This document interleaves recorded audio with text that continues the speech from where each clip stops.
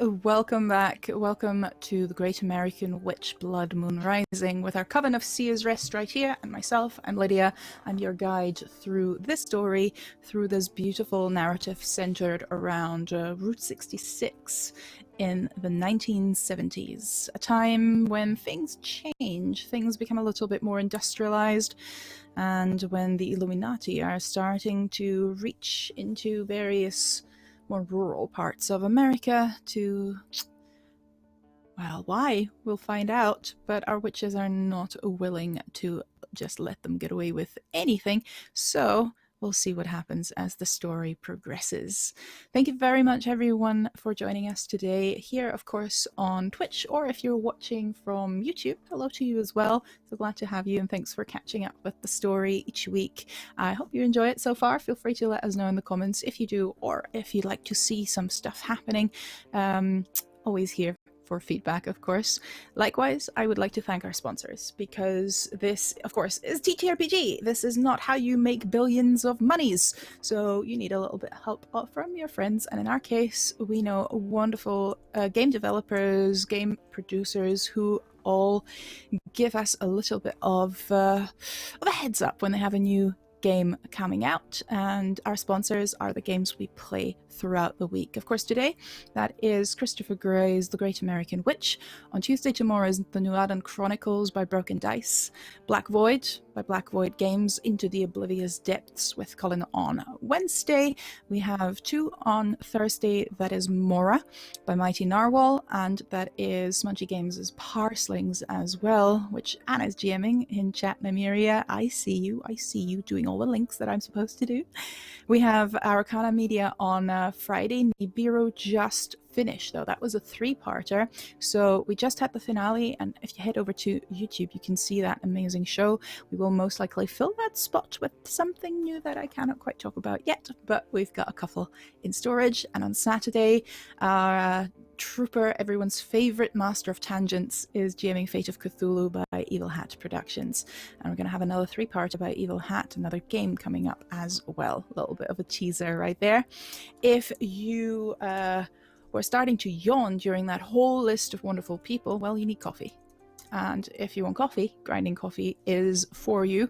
LGBTQ plus owned business, POC owned business as well. So, you know, put your money where your mouth is and get some coffee. A, great quality. B, delivered. What more would you want?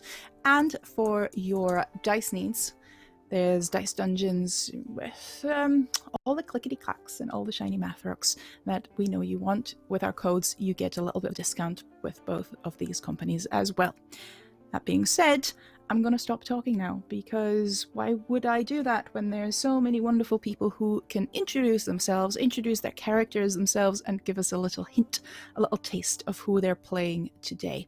Let's start with Valdrianth today, and then go counterclockwise. So, D next. Hey everyone, I am Valdrianth on the internet. Today I bring you Sylvie. She is a hag playbook for this game, and she is all about the way that magic naturally reacts to the natural world, because she is a scientist and an artist at the same time. She's a paleo artist, and so she was the one that like looked at these bones and was like, yeah, they're not fucking old. And yeah, that's me.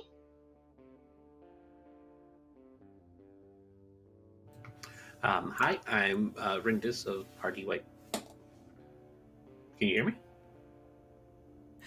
No, it's fine. I said counterclockwise, but D was muted, so you taking over was actually perfect. Like this. Okay. This yeah, because I heard the silence and I was like, oh shit, did I miss it? Okay. D, do you want to go or should I continue? I just didn't realize that I was muted. Apologies. I'm D. I'll be playing Anati Rosford, everyone's favorite ball of sunshine who needs to work on her boundaries just a wee smidgen. Hi everyone, my name is Alyssa Vamp on the internet, or Satan, and today I will be playing Naneshka, who is a very, very tired person and is very glad she has her emotional support witch dog.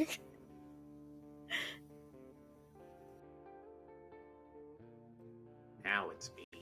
Hi, I'm Rendis of Party Wipe Games. I will be playing Marcus of the Hecate Coven as well. And Marcus he's here and he helps fix problems and has his own problems and makes more problems for other people too. I'm sure it's all fine.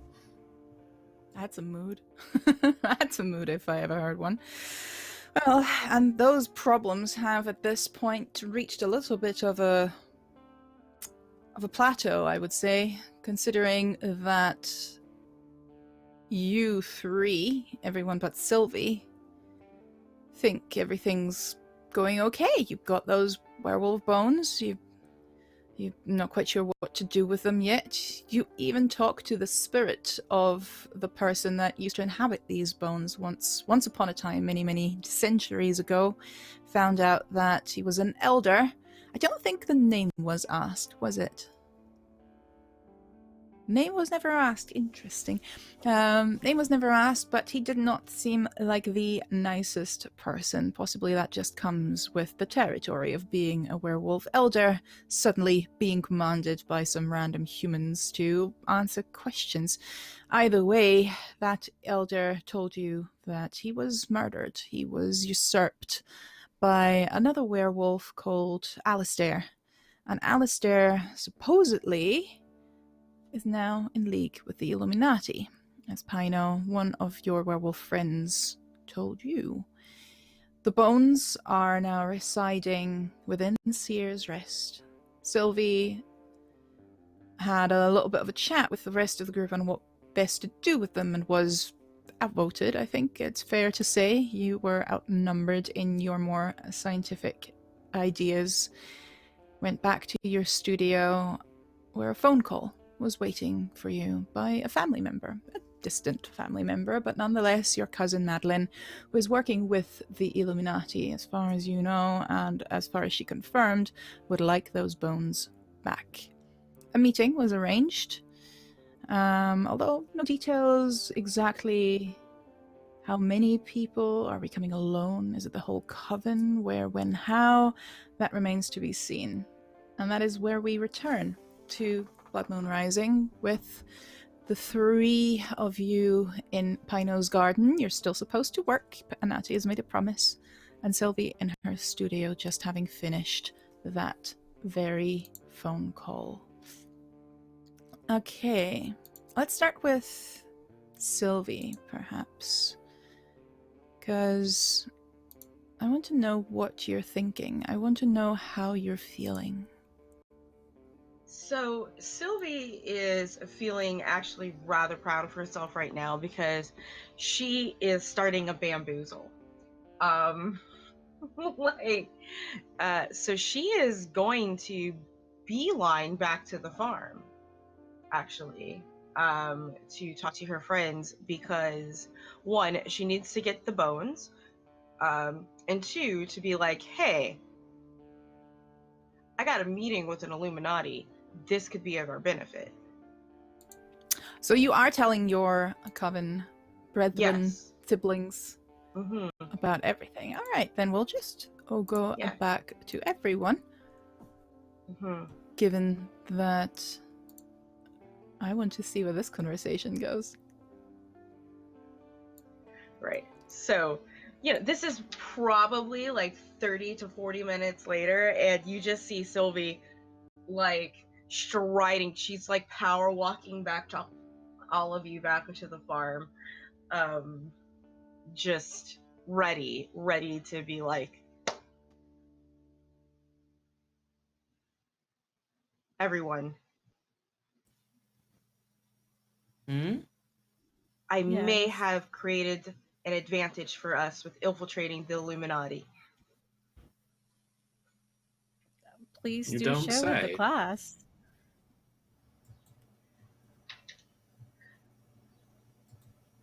Madeline returned my phone call. I wanted to interrogate her about what she was doing meeting our grandmother.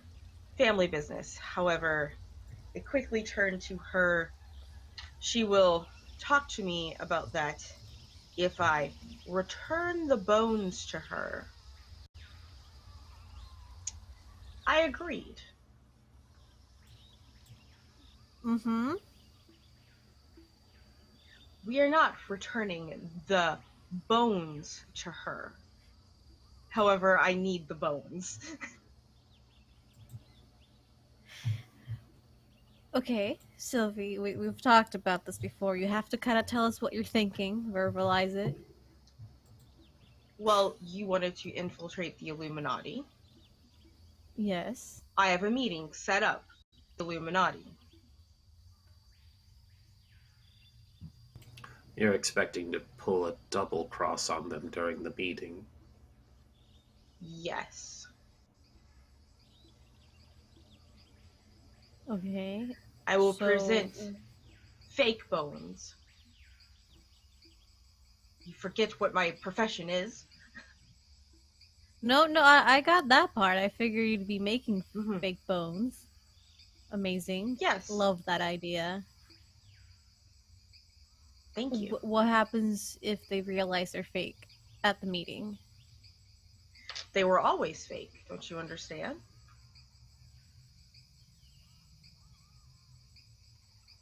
Ah, Uh, no, I don't understand. I'm lost. I think what she's trying to get at is that we will return the bones that we took. A lot of air quotes in this. And if they realize they're fake, we're like, oh, I guess they were always fake and there are no real bones to give. Right. And then you Sylvie, trap her and you interrogate her. Right. do we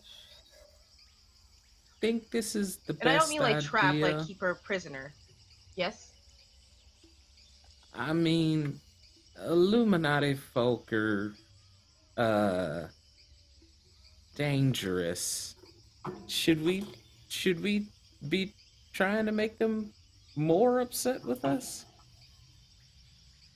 I think the hope is What they don't happens find out outside we of the tricked coven them. happens outside of the coven. Do you Well, not have ways to infiltrate her mind while she is distracted with me? uh, For your well, answers. uh, it's possible. The problem being that I don't think she'll expect you to show up alone, and I don't think she will show up alone. Yes, none of And they us have, made any sort of details. yeah, they have werewolves on their side, and Mm-hmm. apparently your distant cousin is also a witch. Mm-hmm. Right. And we do have a very loose treaty of Mm-hmm. we don't mess with them, they don't mess with us currently here.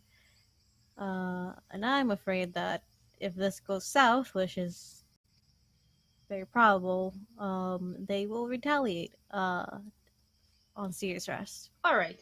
You don't have to interrogate her, then I will only go with the giving her the fake bones part and only asking about my family business. I mean, I wouldn't be opposed if you were to ask what they wanted with the bones, and I do Yes. not. I mean, I can't speak for the rest of us. So kind of look around to Anati and Marcus, but it's still not the best idea to go alone. So obviously, we'll go with you. Marcus should come with me. Me? Yes. I mean, I certainly can, but any particular reason?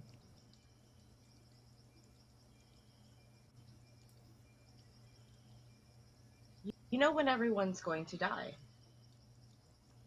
Oh, that's true, I suppose.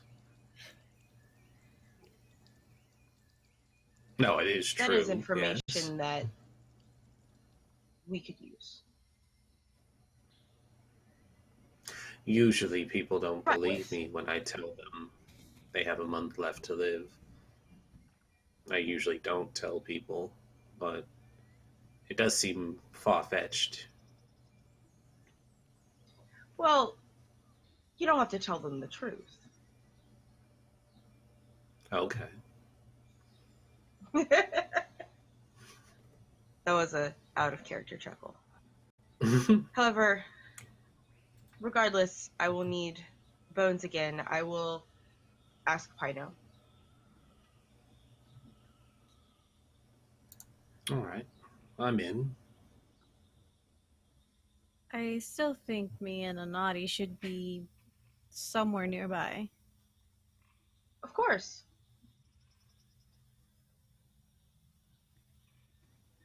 Anati We has have a just week. started cleaning.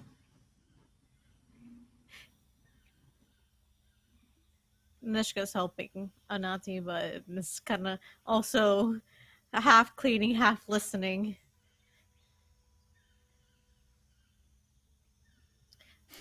Did you set up a time and a day and a where? Yes. Yes. And I tell them those details. We'll say it's like, 5 to 6 days away that I'm gonna go meet her. Enough time for me to do a cast. Yes, you did give enough time. I'm just checking. You said to meet at a place you both used to know, right? I don't remember. I'm not sure I wrote it down. Yeah. We were gonna meet in Flagstaff, Arizona. Flagstaff, Arizona. Yes. Mm-hmm. Yeah, it's a good week away. You can scheme. Pino has given you privacy. Also, the sun's at this point up and it's hot. And with a very... he's not even trying to hide it, with a very not my problem kind of grin. He's like, well, happy working, and heads back into the shade of his house. Do you sweat through your paw pads? Are you literally coming into the house with that? Like, as 'Cause he's like left you alone. turning to walk away from me. Like, because I know that, yeah, she's like, out of curiosity. He turns around, and then you see him thinking, because he's never considered that before. I think so. I'm not sure. I was asking because canines cool off usually by panting, but also they sweat through their paw pads. May I see? Are you asking gonna- if you want to have him do some heavy panting? No, I'm asking to see his paw pads.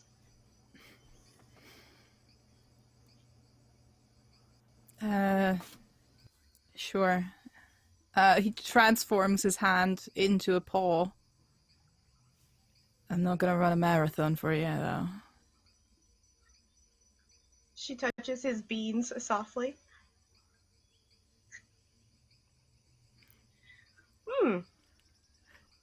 He's Do you have sweat looking. glands? He's looking not at Sylvie. He's looking at the other three because I want to see what their faces are like just now. Marcus is giving him the eyebrows. It is very much just a...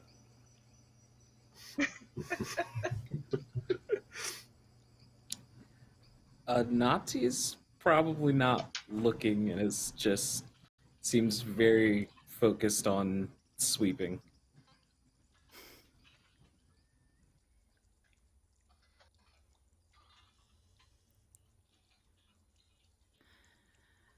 Right.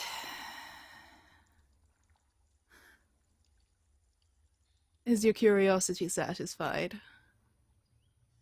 For now, thank you. And she'll pull her hand back. You're very different from the previous coven, you know that? All of yous? Thanks. I'm not 100% sure that was a compliment, but it's definitely interesting.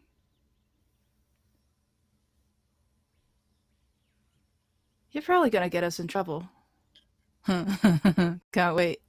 And he turns around and heads back into the house, chuckling to himself. I feel like for some reason in my brain he was. I know I in the last episode I had him come out with bacon, but this scene kind of demanded him eating cornflakes, and I'm not sure why. He transformed. That burns a lot of calories, so he's just eating a lot of different food. He needs his carbs. Yeah. And of course he drinks it with whole milk. Like, Of course, maybe even half and half. Just like Straight that from the cream. carton. Yeah.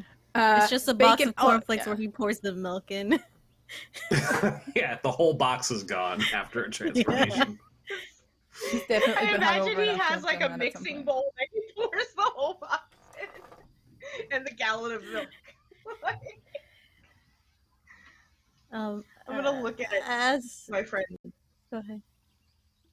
he has very soft paw pads. That's I good to recommend. know. You want us to touch his paw pads? If he consents. Consent is But- important. Oh yeah, Yeah. of course. That goes without saying. I mean, should be said. Anati, Paw are you pads okay? are nice. Yeah. Yeah, I'm fine. You've been really focused on your cleaning. You didn't want to get in on any of the paw touching action at all. It sounds like you all had that handle. It was cute. You should talk to Pay No More, Sylvie.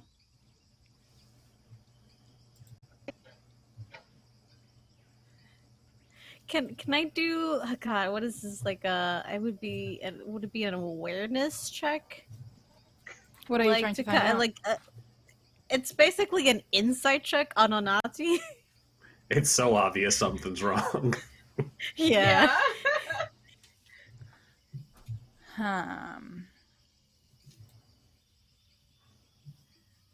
Let me. Yeah, sure. We can have a contested roll if you want. If Anati is trying to hide something. Or, of course, one of you could use one of those charms to deflect a situation or to probe a little bit deeper. If you're both okay with using mechanics for this sort of thing, because PvP totally to a fine certain with it. degree. Yeah. Is I'm is fine one of with you that. wanting to spend a charm for this, Alyssa? I will not spend a charm. I guess we do start off with one charm. You do, yeah. I will. I will spend a charm to kind of, even though they're very tired. It's the point in tired where you just see past all the bullshit because you don't care anymore. So what does Just Anati staring. see when? Okay, it's just staring at Anati. How does Anati feel, and how do you think Naneshka would know what's going on with you? Or would he perhaps even tell her in a quiet moment? Anati seems distracted and like she's thinking about something that she doesn't like to think about normally. And she seems kind of scared. Hey, TT. Will you help me clear out the shed over there? Yeah, sure. Come on. Just kind of guide Anati to the. I'm gonna assume this is a shed because I said it. So, and kind of open it up, close it, start kind of moving things around, and just kind of close the door and lean back against it, and just cross her arms. Anati will start cleaning like she doesn't know what the ulterior motive of this was. It's just a very high quirked eyebrow. TT.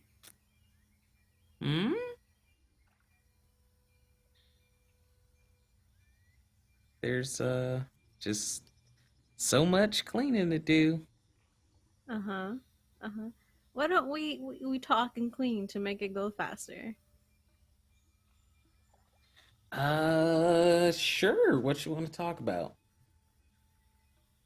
Whatever's going on in that pretty little head of yours. Well, there's never too much going on up here, you know me. I do know you. That's why I know you're acting weird.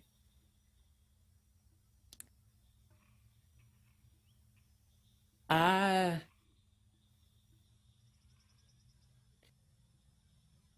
I don't think it's a good idea to make enemies out of the Illuminati. Oh, you're not wrong, but you're not making enemies out of people who already are enemies. Well, yeah, but we're this is supposed to be a safe haven. We're supposed to protect the people that come to our town.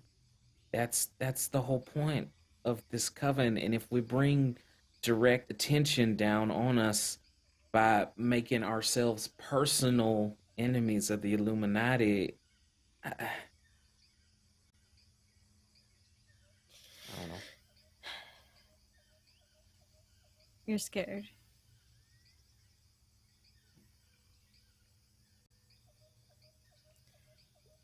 Let's just gonna go over to Anati and just give her a big hug.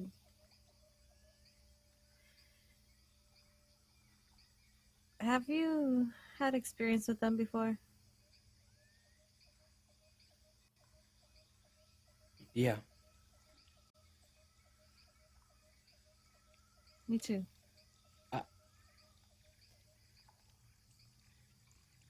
I I I don't not tell you guys about my past because I'm ashamed of it or that I don't trust you guys or anything like that. I don't really remember it.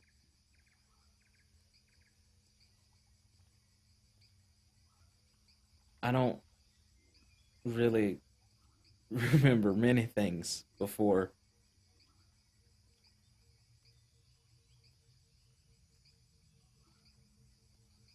I couldn't even remember my name.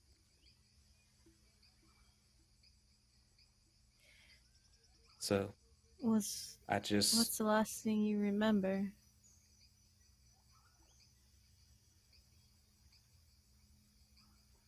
something called Nati. So I started telling people that was my name, and come to find out, it's the Illuminati. So I don't know what they want me for, but they were following me for years before I came here. I don't want to start running again.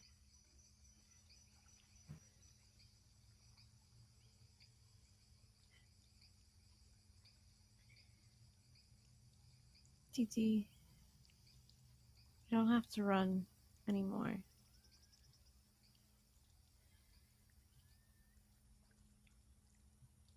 This Okay.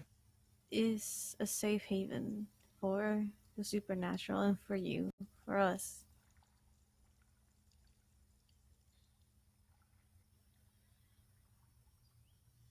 But if we stay here and do nothing, they will eventually close in.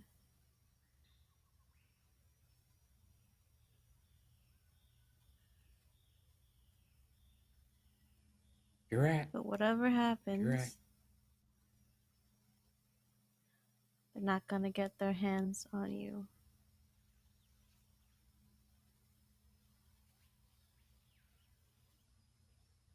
I promise you that.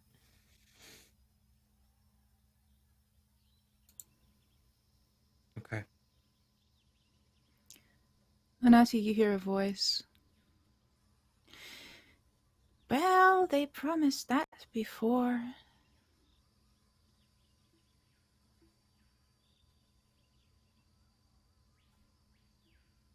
Yeah. Well, we got a lot of stuff to clean. There's no point sitting in the dark, sharing old stories. Possibly.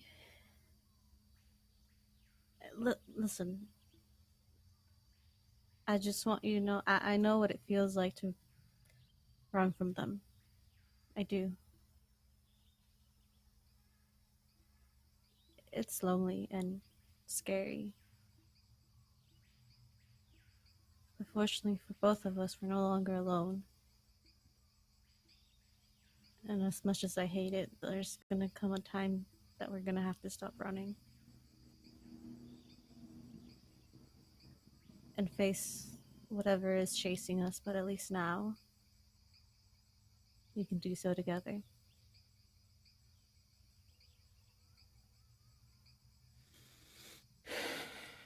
Right. Together. Together. You're just gonna give Anati a real big squeeze. And Anati will hold on to them for probably too long. She doesn't mind. She'll she'll let Anati hold on to her as much as she needs to. Meanwhile, back at the on the porch, we have Sylvie and Marcus Pinos just left for the inside of the house.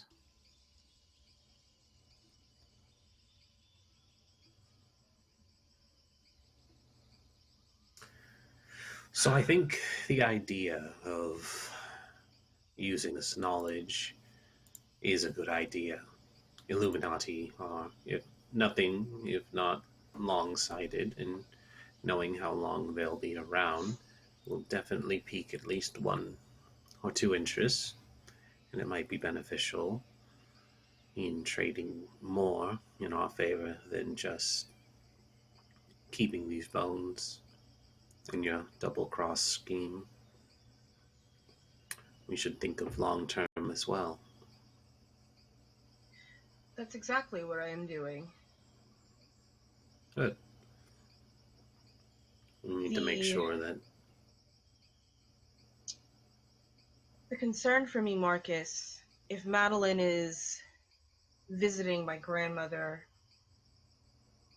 while her mind is sometimes not her own, my fear is that secrets could be revealed about the town that could be put it into danger. I need to know why. I need to make sure that my grandmother is safe, and I need to make sure that this town is safe. exactly. It's probably too much to hope that it's just a dutiful granddaughter visiting. She is, after all, Illuminati, and that means that there are layers. Exactly.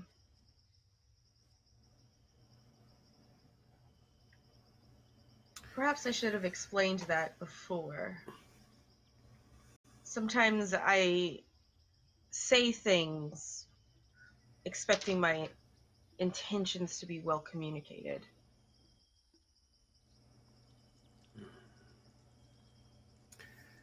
Speaking seems to be more Hanati's strong suit. I can tell you myself, I'm not very good at it as either. Coroner only has to share so much information with people, and the dead don't talk. Well, they do, but normal people would like to think that they don't. We both work with the dead. We know that their spirits talk, and we know what they left behind also speaks to us. Their bodies, their organs, their bones. There's a story behind remains, always.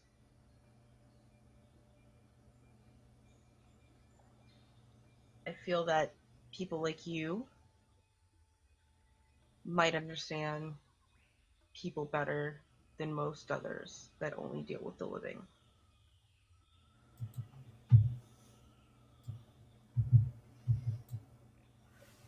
Well, what has me concerned is why they're so interested in the bones now. They killed him so long ago. Maybe that's some information we could barter for. Mm-hmm. We should not let on that we know that it is Alistair. No, that would be tipping our hand too early. Yes. After all, we have to...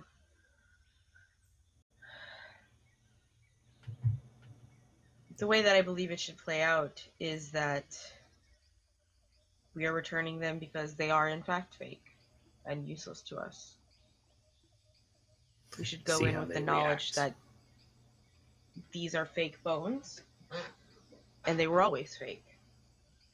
I have to make incredibly good replications, however, almost indistinguishable from real bone. My materials will have to be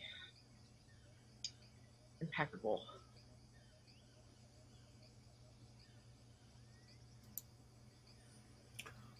Do you need any help gathering materials? Perhaps, yes.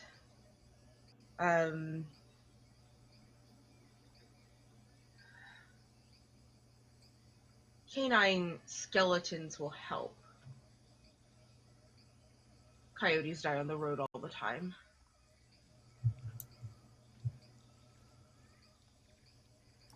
Yeah, so I can keep an eye out. And certainly put others Marcus. onto the task as well. You remember that Jake told you when you were asking him if there was anything special happening anytime soon. You told him that he was doing a lot of coyote hunting at the moment, helping the various farmers in the area with keeping the coyote population down. He even told you about meeting an old friend from the city at some point to do that with. He might have connections. Skeletons, that is. I think I have a perfectly good idea. And he'll relay all that so I don't have to say it again. But he explains. Mm-hmm. He says, Jake might be able to help us. Very good. I plan on using actual bone in the plaster to help recreate the texture of these. And of course you fell for them. There is real bone. It's just not the bone you expected. Mm-hmm. It's like I'm going to give them fakes and tell them they're fake, and they'll know that they're fake and believe that they're fake. Exactly, because they are fake. And these are the only remains that we ever had. The great thing about a good lie is there's still a modicum of truth within it. I think we have this plan down perfectly.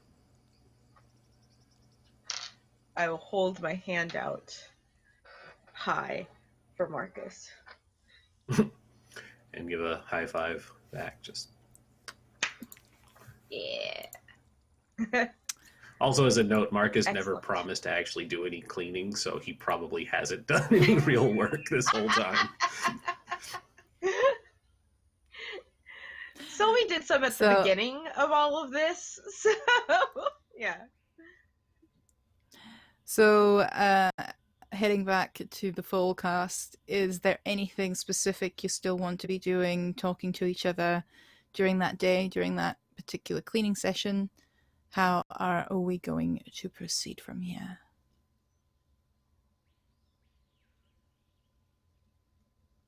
You're muted, D. So, Marcus. TT. have you kissed Jake yet? Oh, by all that is holy. Uh, if you wanted to get technical, I did see him this morning, Mhm. but it wasn't actually That. him.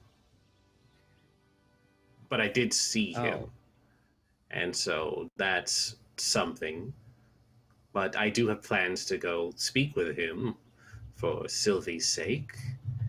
We had come up with a convincing plan with Coyote Bones.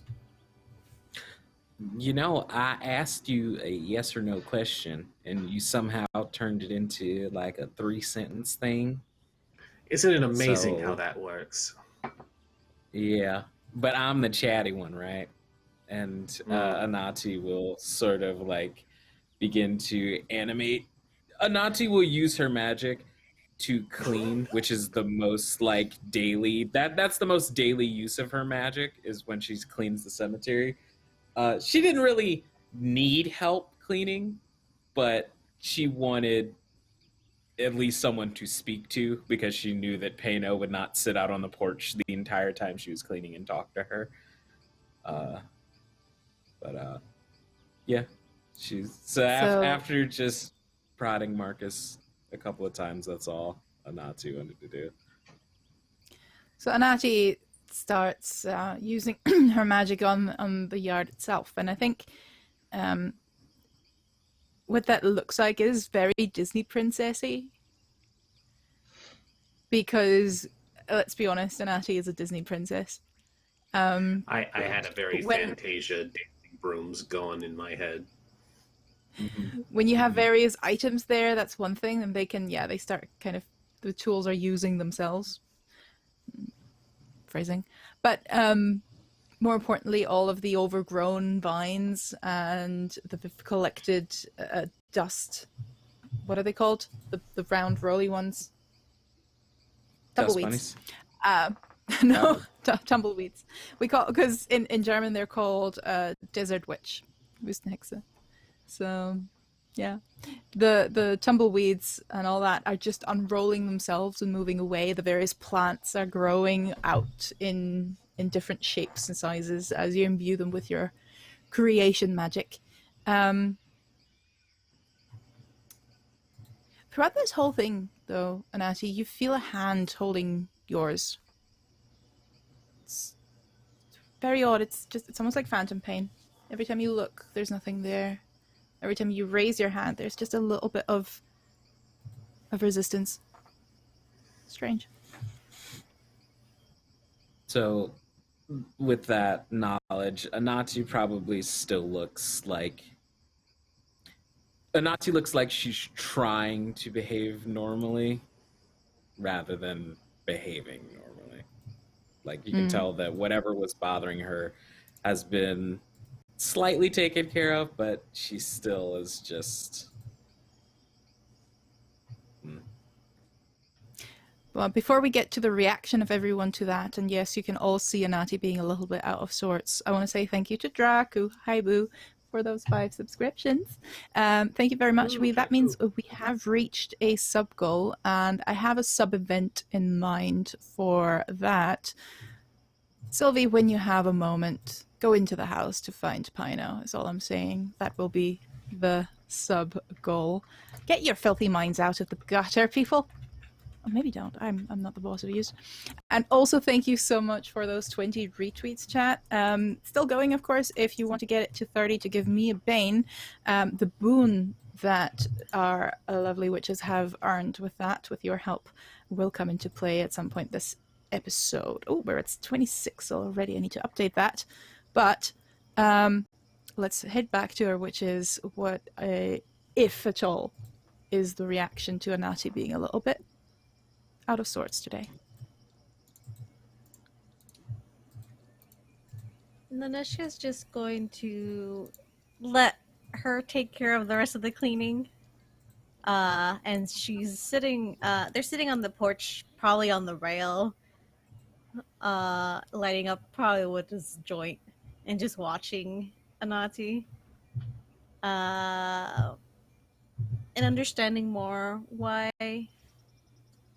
she is so out of it.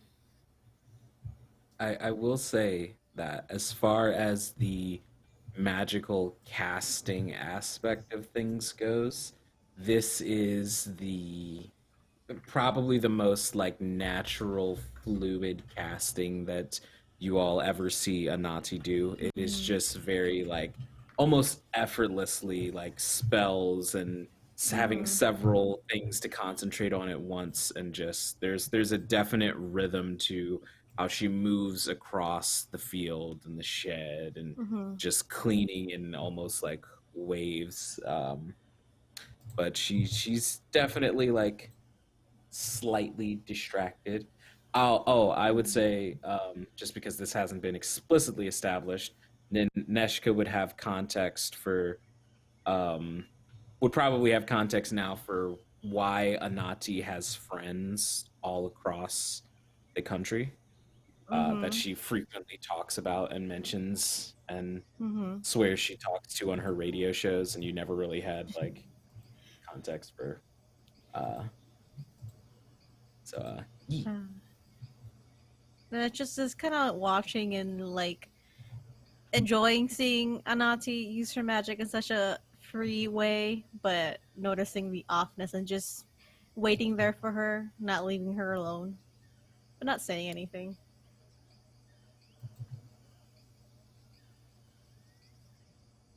Dope. Hey D. Hey D. Yes. Do you want to charm? Hmm. Do you Yeah. want to charm? Yeah. Can I do a thing? Can I do a thing to you? Yes. 100%. You do work your magic wonderfully, fluently, and you get into a zone that is so very rooted. It only happens when you're on the graveyard, when you're alone, when you know you don't have to feel watched.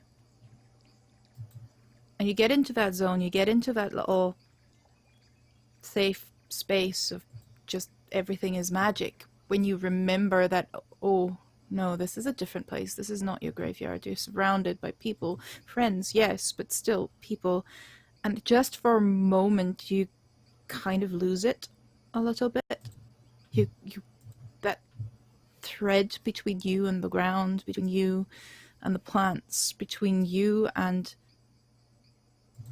that lovely tree that Pino has in his backyard, large, just a sumac, large sumac tree that's blooming at the moment. You hear a crack. You were just cleaning out all the little bits and pieces around it, all the thorns, and you hear a crack as that tree starts to split slowly in the center, higher and higher.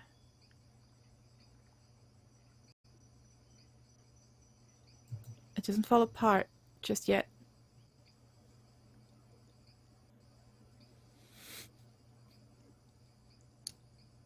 Uh, oh, oh, um, uh, I, oh, I can fix it. I can fix it. I can fix it. And I want to just sort of very hands try and rejoin the split together.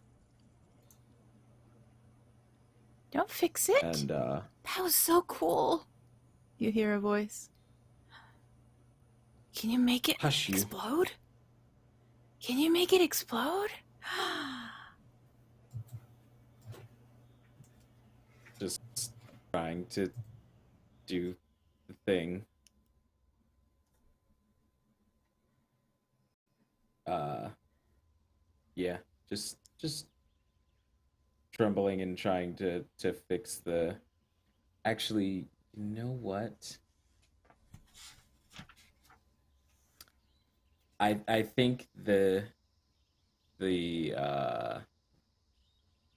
oh goodness. Oh goodness, I'm forgetting the name of my own NPC. What's her name? Prudence.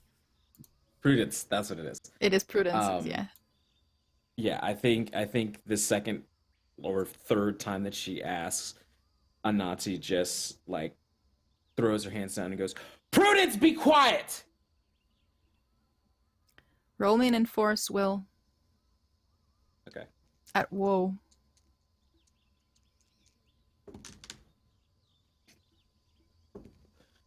Oh, I rolled bad and then the woe made it worse. That's a 2. Well, that's a Oh, bad no. thing. Yeah, I got snake eyes. You try and fix it. You walk up to that tree. You try and imbue it with that creation magic that is so very you, that is the source of your being and your power. And instead, one hand is raised, but you didn't raise it. You could swear you are not moving your hand. Someone else is. And as you place it on the tree, a sickly green energy is visible, spreading like a spider web into that one large crack in the tree trunk, and then snaking off here and there and everywhere. And one branch falls, and another branch falls, and the tree is creaking almost as if in pain before it breaks apart, the wood dead and dry. It exploded! Anati is going to put an invisibility charm over herself and run away. You heard Anati saying something to Prudence, and you saw what happened, and now you see no Anati. Where did she go?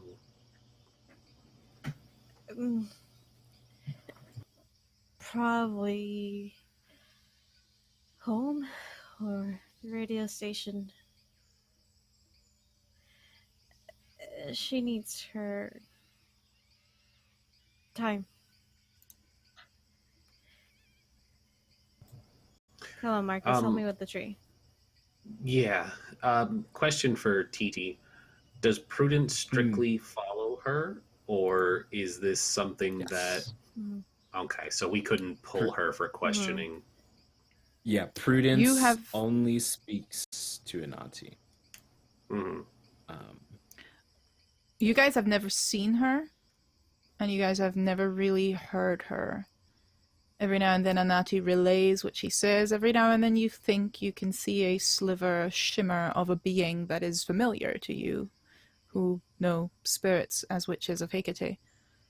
But we've never been able to make contact with her. Mm-hmm. No. Prudence is a special one.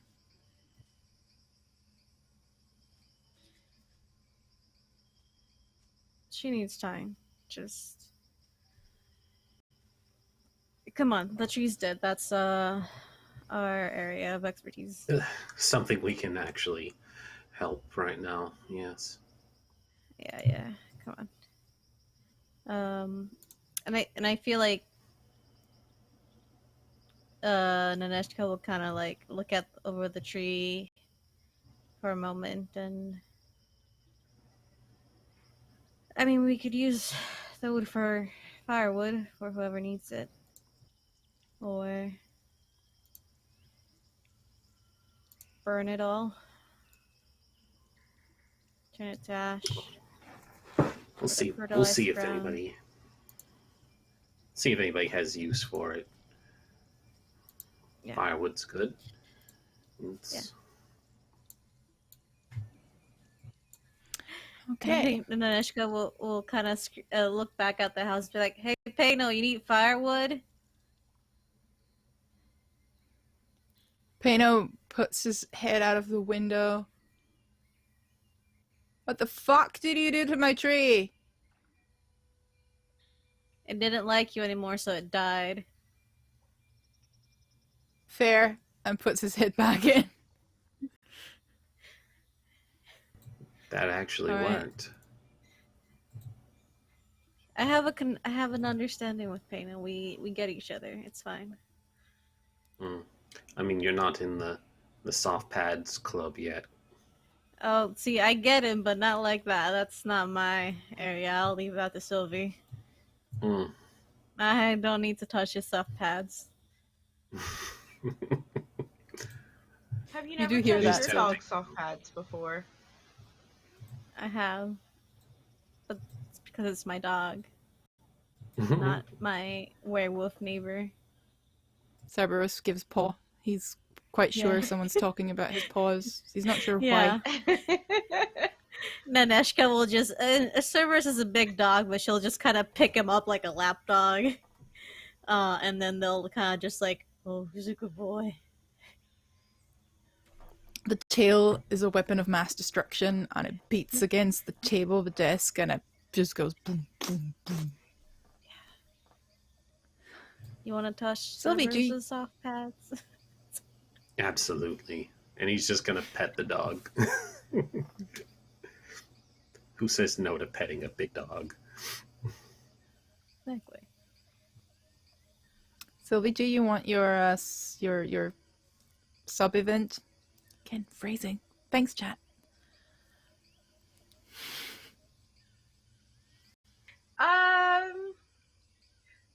Sure. I just need an excuse for her to go inside. Could you bring some of this wood inside to Pano? Or Well, the I various also coffee think mugs. if you don't hop the fence, you have to go in to leave. So Yeah. Anati kind of Oh, left yeah. because she was panicking, but Oh, I see. We have to. Yes, I also hopped the fence to Yeah. get back here, which is Well- simple for me. But I will. Yes, I will. I Here. have to get going. I have to get going because I have to get started on Uh-huh. my project. I have to Okay. start making In my the meantime, cast. here's a bit of wood. I feel like you're gonna need it. Oh, yes, for my kill. Yes. Exactly. Mm-hmm. Yes, Just. I agree. I know you're good I at do handling prefer a wood, wood so- burning kill over propane. So thank you. Of I have course. both. You're welcome. Yeah. Mhm. You're very welcome. Thank you. And I'll go inside the house.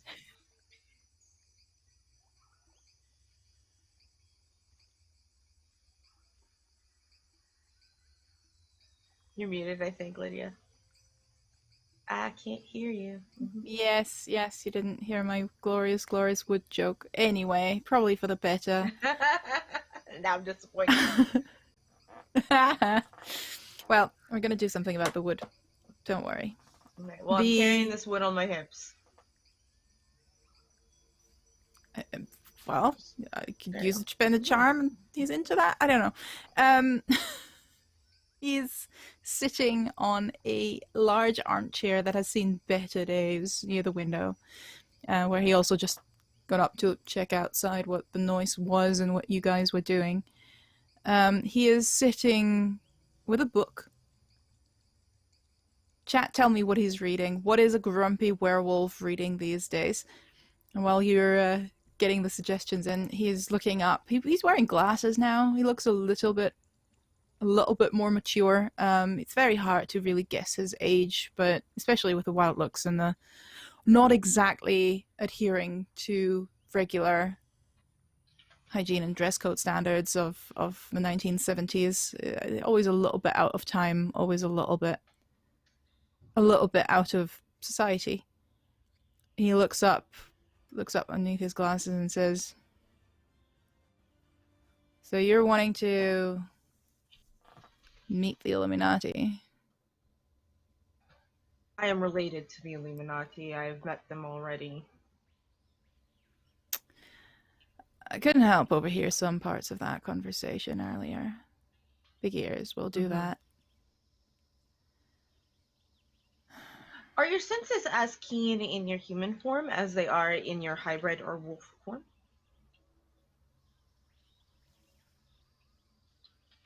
Keener than most humans. Hybrid form is what I normally prefer.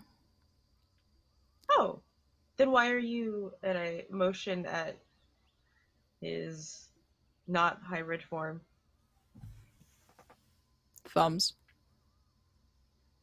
Really Do you handy. not have opposable thumbs? Oh, interesting. No, not quite as versatile. It's It's more of a polydactyl situation. I'm not a I understand. pterodactyl. That's not a proper dinosaur. Oh no, no. Pterodactyls are correct. They are not dinosaurs. They are flying reptiles. But no, I am talking about polydactyl. They happen sometimes where they have just yes. I was making a joke. I do that sometimes. I'm not entirely sure out of the two of us Oh, if it was just a really bad joke or if you're not the joke type of person. oh no, I enjoyed stand-up comedy. I like to watch the special television often. My favorite show is MASH. I like Hogan's Heroes better. That one is also pretty good. What I meant to say, though, is that I have several unfinished businesses with Illuminati members. Uh-huh. And every now and then, I feel a little cooped up here. Not complaining. It's safe. You seem grinning with that canine fang glistening a little bit longer and a little bit more. Are you asking to accompany us? I'm saying I could be in the area if you told me where it is. And I'm saying, Yes. well, I'll give. the Oh, yeah. paws aren't exactly helpful in everyday living circumstances. Making coffee with them is a bitch. I haven't really ripped open anything in a while with those claws. We don't need anyone murdered yet. But what if? What if True. you What do? if? That is a good point. If we do need someone murdered. However, do not murder someone unless they try to murder us first. What if it's your cousin that you have to go against? And he stands up and walks up to you.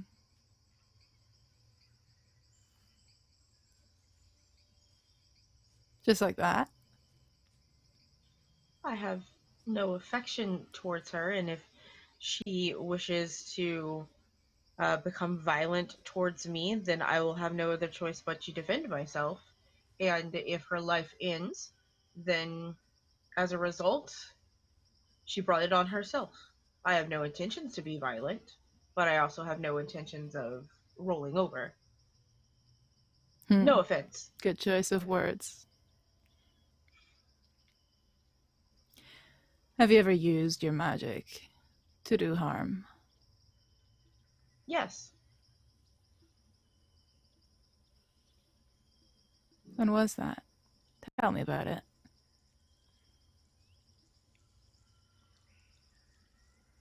Oh, well,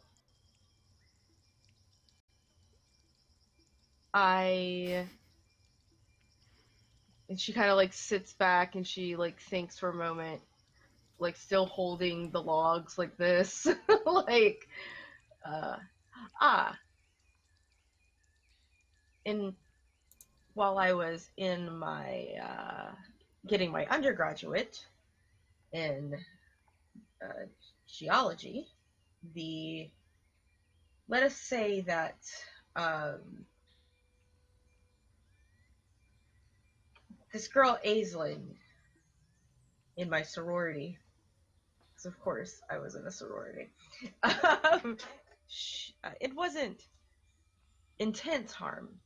However, let's just say that going after Jake was not of her best interest as he was in my interest. Especially since she knew he was in my interest. So let's just say that she could not remove her curling iron from that beautiful head of hers. It was only a first-degree burn. She was fine. Vindictive and petty and territorial. You'd make a good werewolf. As most 19-year-olds are. Wow. No, I wouldn't. But thank you for the compliment. It wasn't a compliment. Were you insulting me? I was insulting werewolves. 19-year-olds. There's a lot of self-hate. That's not what you want in a pack. Yet many of them never quite grow beyond petty, vindictive, and violent. I don't know, you're the expert. Is it part of our nature as beasts to be like that? I am an expert on werewolves. Dire wolves, yes. They're dead. Did you know that we know the size of a dire wolf's penis because it had a bone in it?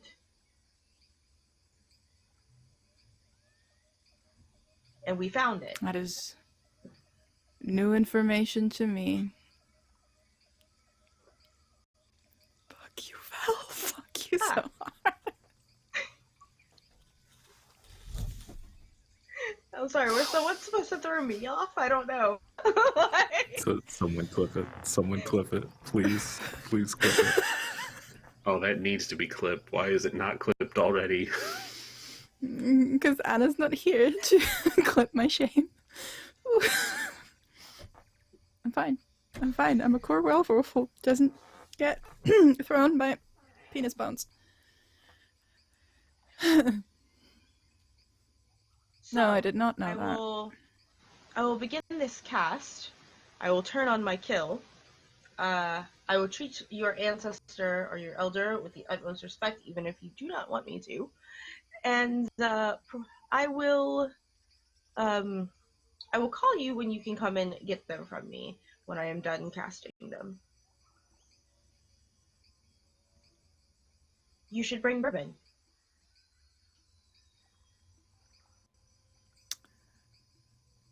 I just might. Excellent. Then we have a date. And I'm going to leave. And what no you don't asking. what you don't see is that just despite himself, he first looks after you as you leave, and then he quickly looks down to his own crotch, pondering the information he was just given.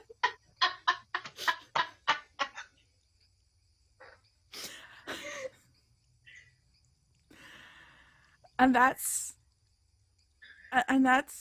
what 5 subs get you here. Penis bones and werewolves, apparently. Oh god. All God. very true, by the way. I'm Just so to let sorry. you I'm know, going to like, hell. these are factual things. Amazing. And Sylvie is out, leaving a very confused Pino behind. Alright. Anati is out as well, which leaves Naneshka and Marcus trying to fix the broken tree.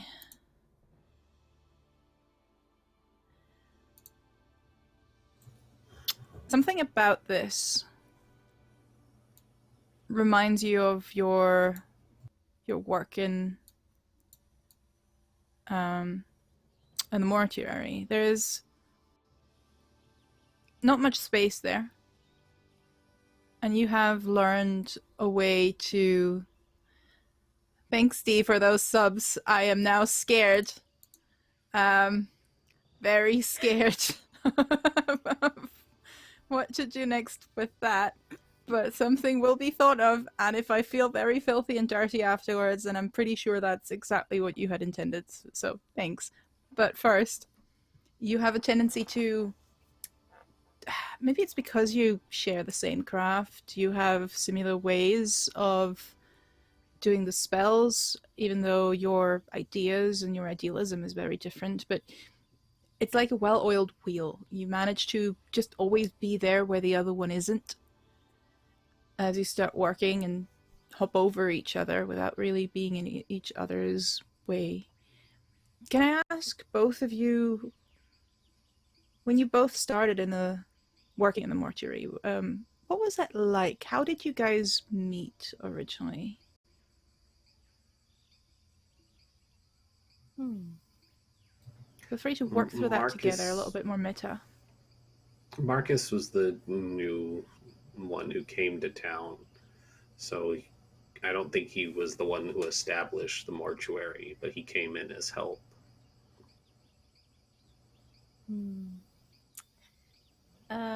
I would like to think that there was probably another coven member from the older coven that ran it, and Naneshka was also assisting there before Marcus came in.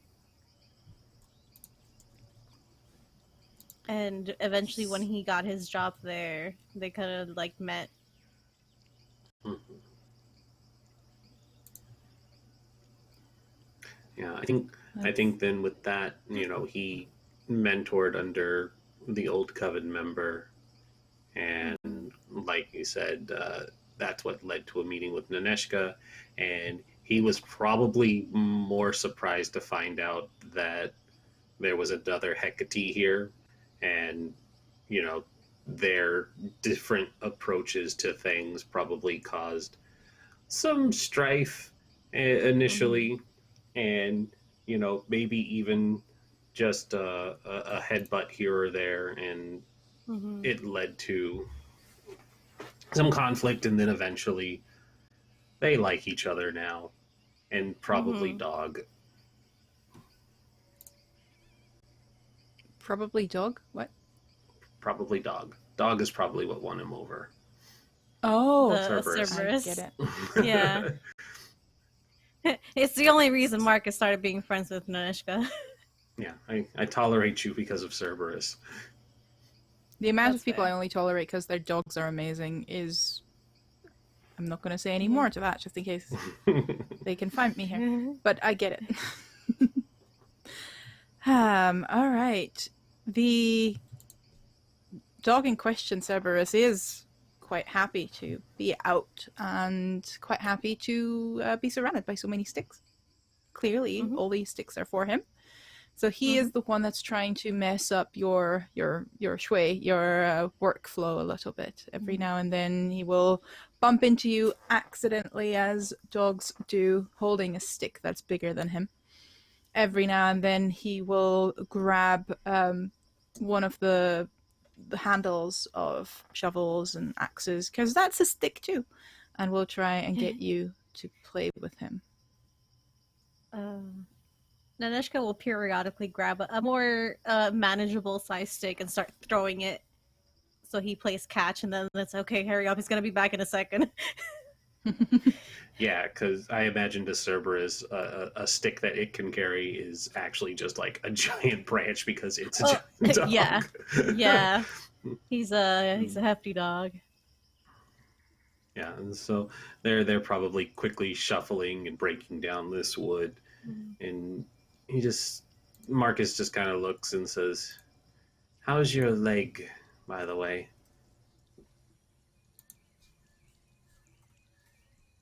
Sore. I mean, it's all healed up thanks to TT, but It's even good. magic can't get rid of the soreness of stabbing your own thigh with a knife. Well, it's there to remind you that you're alive, if nothing else. Sure. I'd much rather be reminded of being alive in other means. Hmm. Speaking of being alive, you have any idea how we're going to fix this tree? Oh, well, I wasn't gonna fix it. Mostly just try and get rid of what we couldn't use. Leave. Oh, well, I mean, we we could could try to always. put it back together, but No, that's no, not that's usually my more shtick. TT's speed. Yeah. We could always do like you said, get it down to the roots and then stump it, rot away the core so it can be uprooted. Mm-hmm. And I think it's even though some of the branches are already gone, and usually you would have to um always hack at them. I think with their connection to the dead, Naneshka, all that Naneshka does is kind of put her hand against the trunk and hold the base of a branch and basically dry it out even more, or till it's brittle and just snaps it off, so it's faster. So she will use her magic to help uh, get rid of these parts. It's an interesting feeling when you essentially, well, banish what little life force there is in this branch, in this tree. And Anati didn't leave much. It's a strange feeling, because it, for a moment, resides within you, and it's powerful. And then you relay it back into the earth, back to where it came from, as you are supposed to do, as is your task as a witch of Hecate. It always leaves you a little bit hungry, for lack of a better word.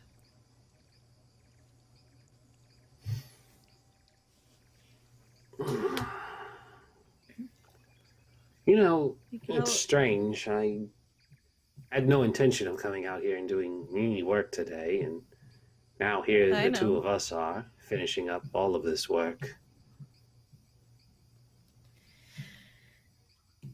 We tend to get strong-armed into doing up all the mess cleanup, don't we? It's our job. Is it? We Why is it our work job with the to? dead. Well, work with the dead, sure, but we're not the one responsible for this. Shouldn't it be somebody else's job to sweep away all of this muck? And maybe I wanted to go talk to the werewolf. Do you want to go talk to Pegno? No, I'm just being facetious. But it's just always that, you seem to roll over and just go with what everybody else wants. Me? Mm-hmm. Yeah, it's... Here you are. Yeah, you... Hair cleaning, and you roped me into it now. If that's how you like to see it, that's fine. I see it more as helping a friend. You know, that happens when you have friends. You do stuff for them. Well, I more consider you all work associates, not so much friends. It's generous at best. Oh, Marcus. Tell me, why do you roll over for your friends, for your work associates so much then?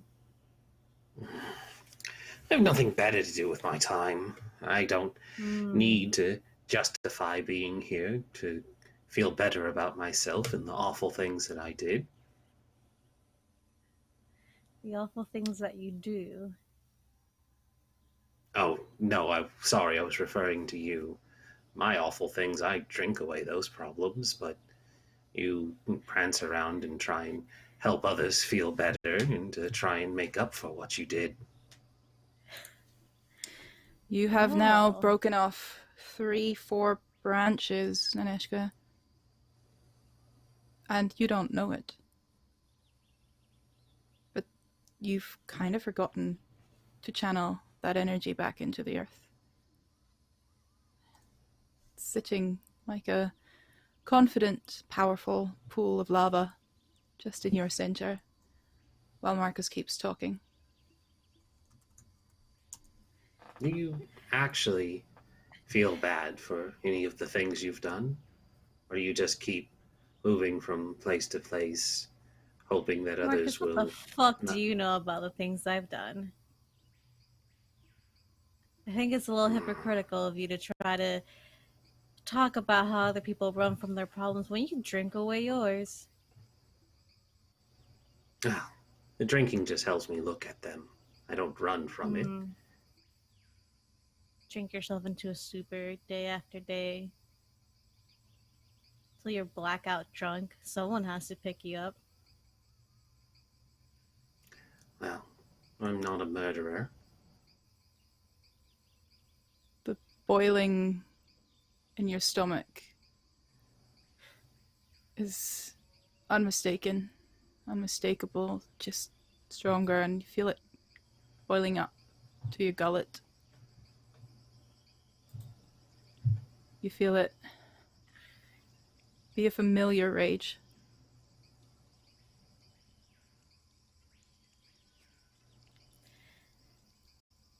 I think with what has happened, that rage, all you see is very intense, almost backlit eyes as a fire from behind staring at you, Marcus, and just more cracking of dry wood. I'll give you a charm if you let it boil over.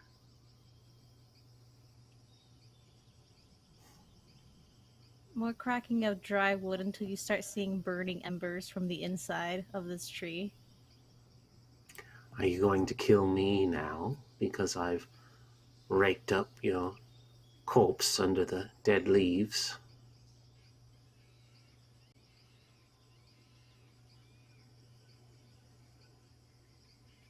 Marcus, I suggest you try not picking fights you can't win. Who says I can't win? I know when your clock begins. Maybe I'm choosing to pick a fight now because it's advantageous to me.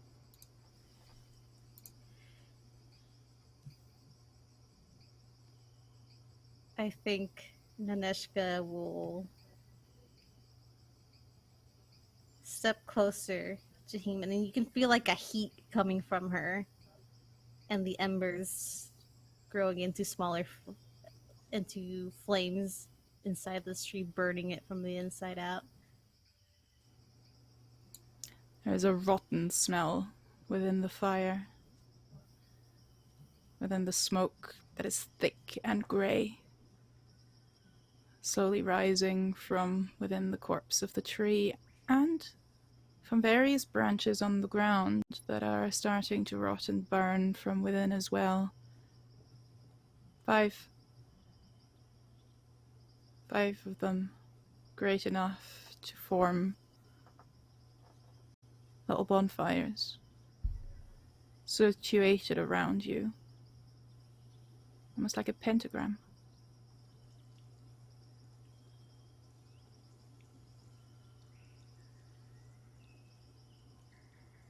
Her Well, there hand's you gonna go come again. up. Hand's gonna come up really quickly and grab Marcus by the jaw.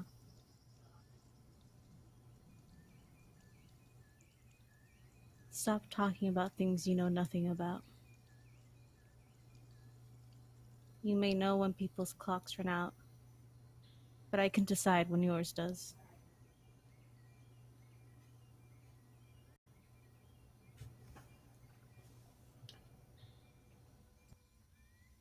and then you feel like a heat from her hand where it's too uncomfortable to even stand close to you.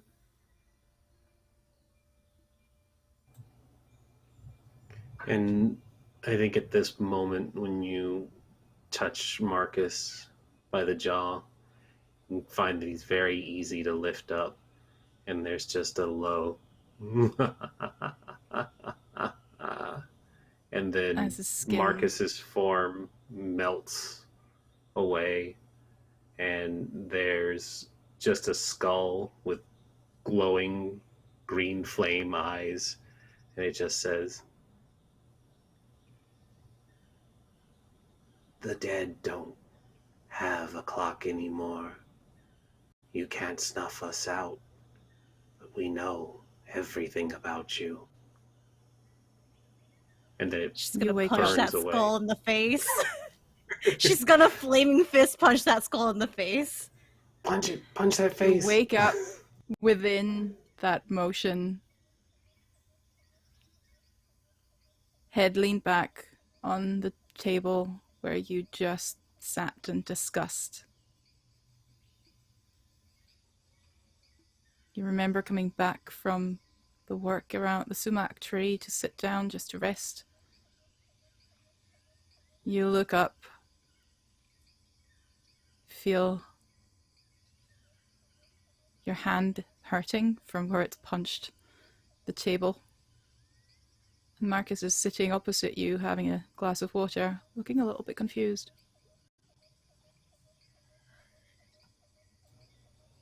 Bad dream. Yeah,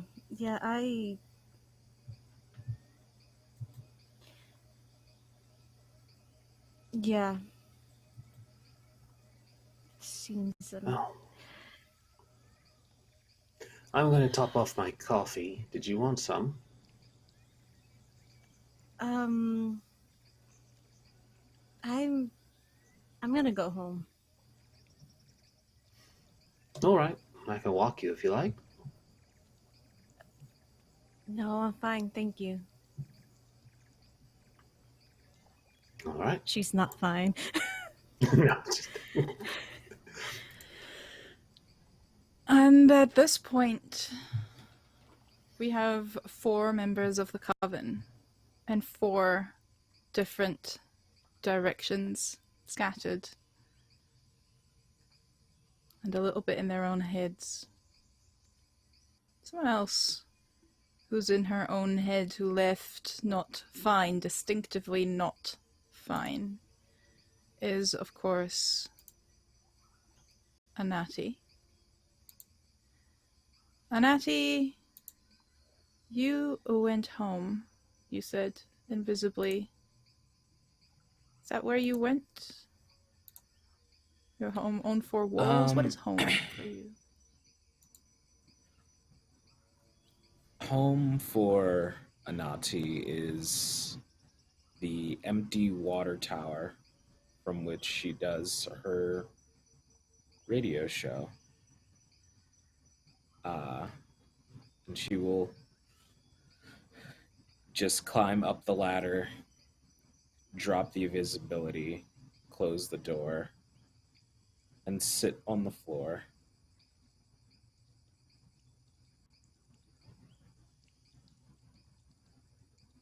Just stare into the wall,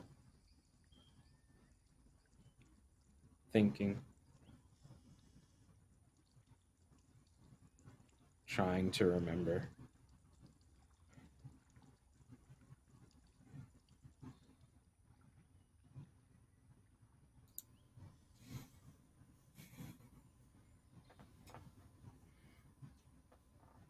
That's the first time you're trying to remember me.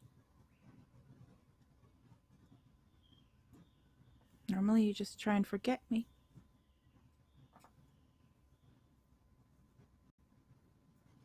I don't know who you are.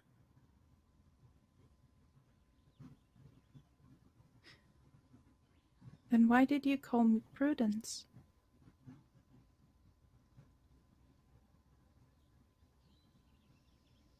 I don't know.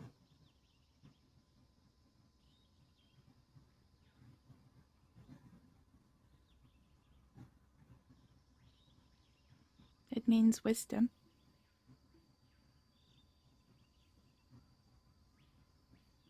I think out of the two of us, I never thought I was the wise one. Well, it certainly ain't me.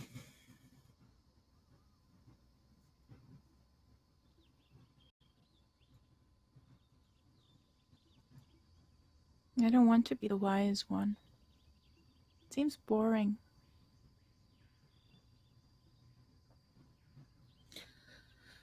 It's rare that we get what we want, isn't it?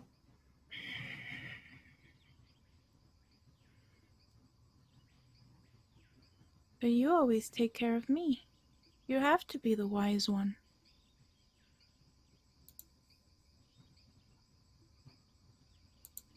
I don't really think I can take care of anyone. I try to, but Sylvie's got her own emotional strife to work through, which I can't help her with. Naneshka's got demons that I can't face because I can't even face my own, and Marcus hasn't let anyone in for a long, long time, so I just don't know. I don't know.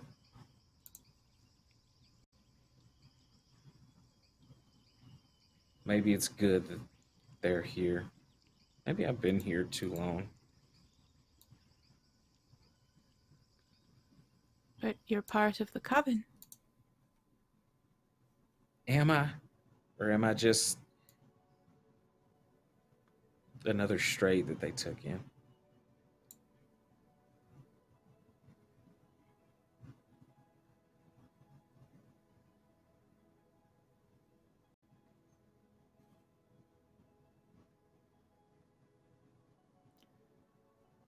Anati, who are we?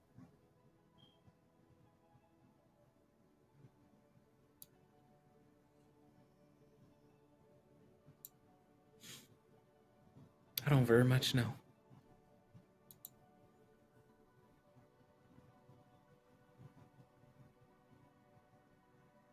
Why am I always cold?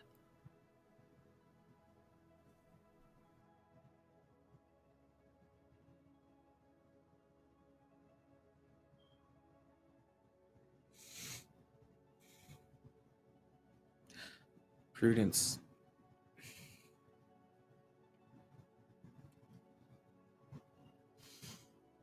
I think you're dead, sweet girl.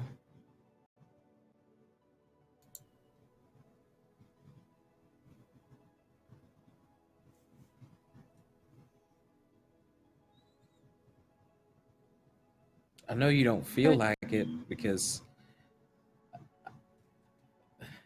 I always thought you were there. I mean, I can feel you. I can talk to you, but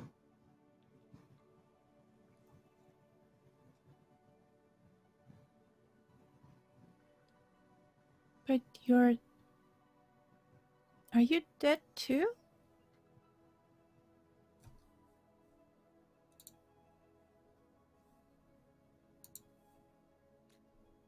I think I used to be.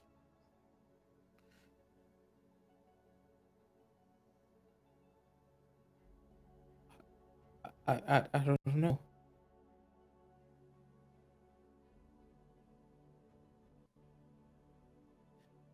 I have dreams of that place. It's cold. And then just stumbling down the road in Ohio, Rossford.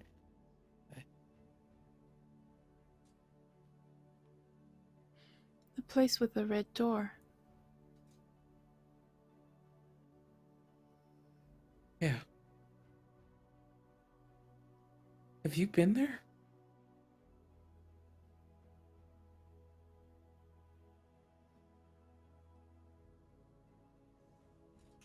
It smells like lemon all the time. Bad lemon. Bathroom lemon. all the time. Okay. And the floors echo. And the people never smile.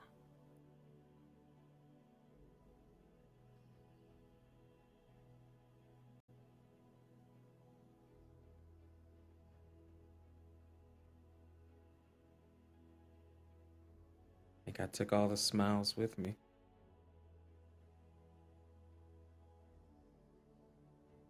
And me. And you.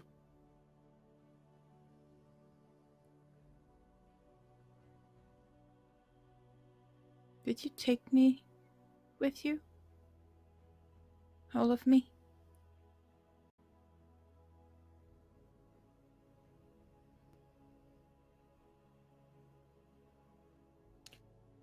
I don't think I took you, but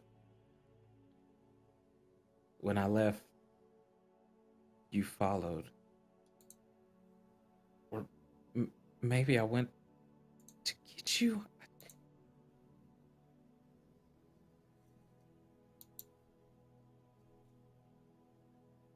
I don't know.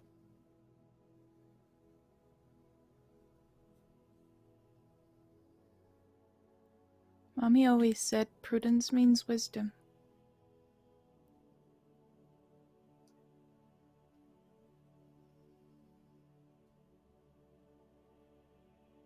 Prudence means wisdom.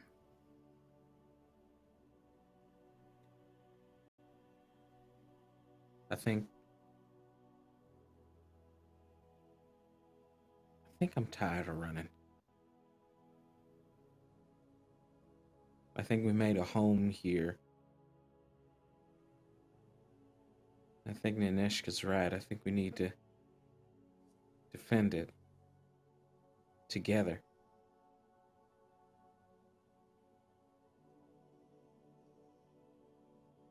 And Anati will stand up and walk over to her radio set and turn it on and say,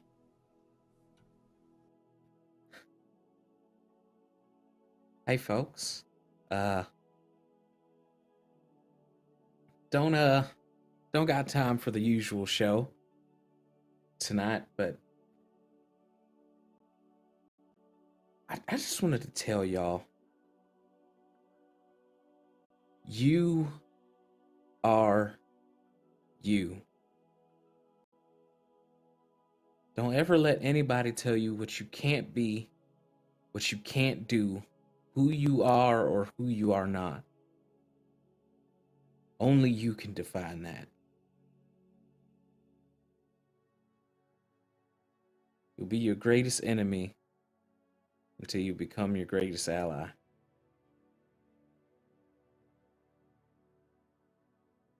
And hell, maybe you'll even find some friends along the way."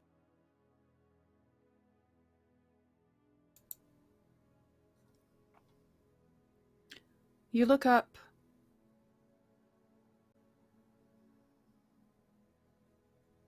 And your eyes just happen to catch a mirror in your room. And you see the reflection of a little girl with dark skin and wild hair.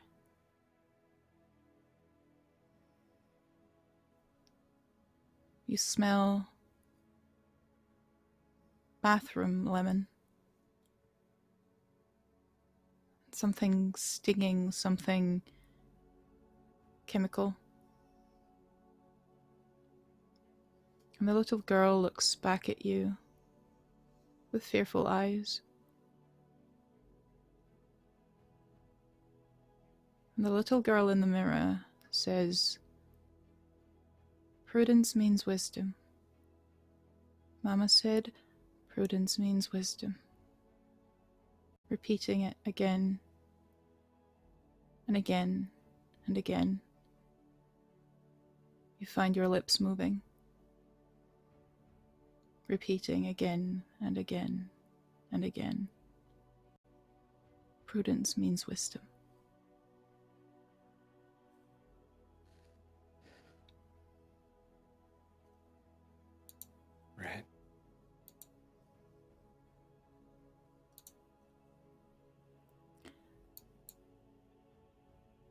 And this is where we return to the full cast, to a day later.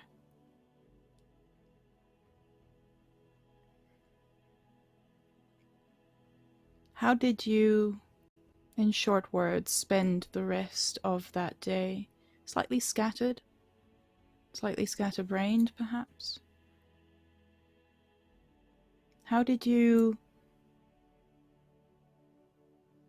start to deal with what transpired that day, those that had a little bit of a heavier confrontation with their demons, and those that possibly were left to wonder what was going on? Did you Marcus find had his problems together? before getting there. Or did you stay separate? And feel free to meta talk a bit about that as well.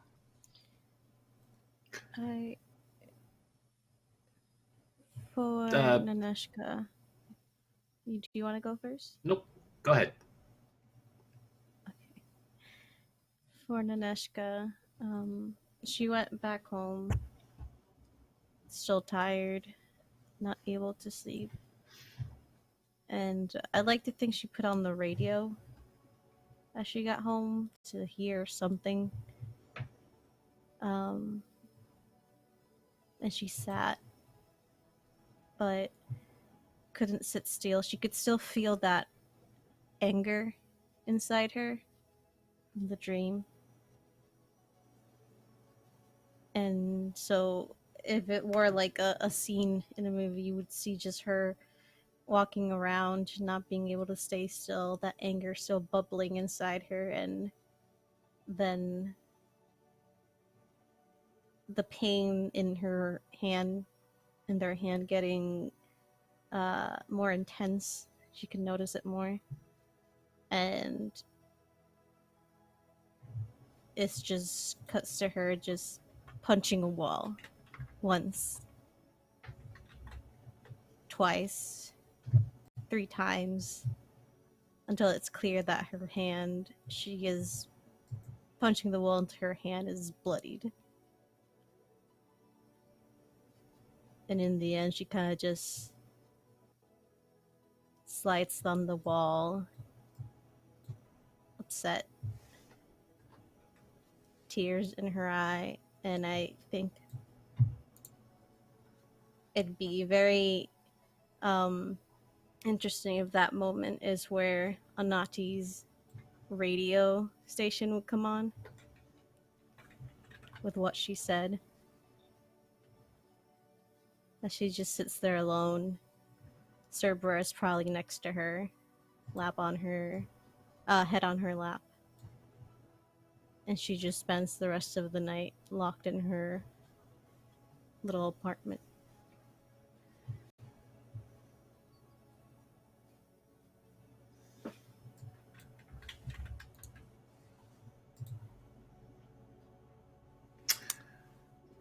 Marcus probably not having any realization what had happened to Naneshka just goes about the plan that him and Sylvie had worked out.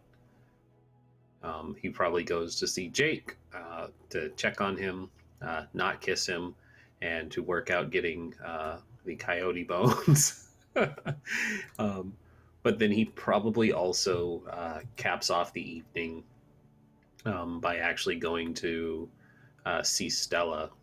He probably just hangs out with Stella for the rest of the night.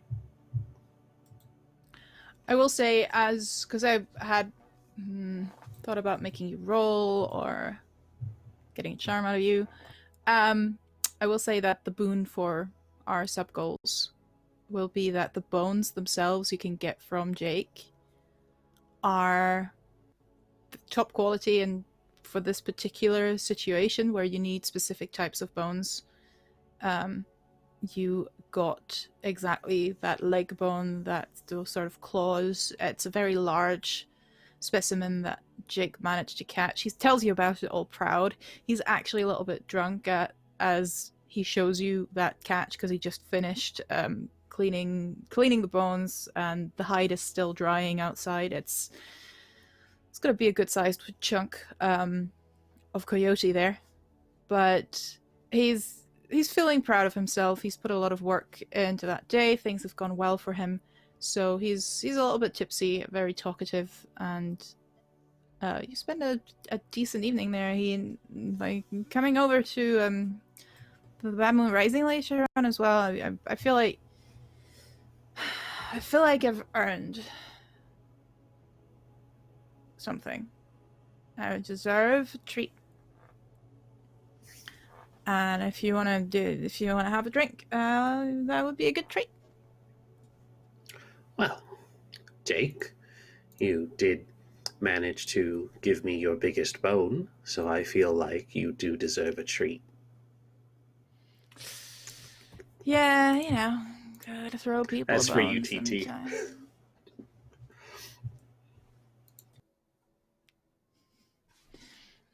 I could. I don't want to make donated subs constantly just mean flirting and mean someone gets late. That's just not. That's not the precedent I want to set here. But it feels like for this episode. But what if we did? It's a nice little balance. It's a nice little balance to the emotion, right?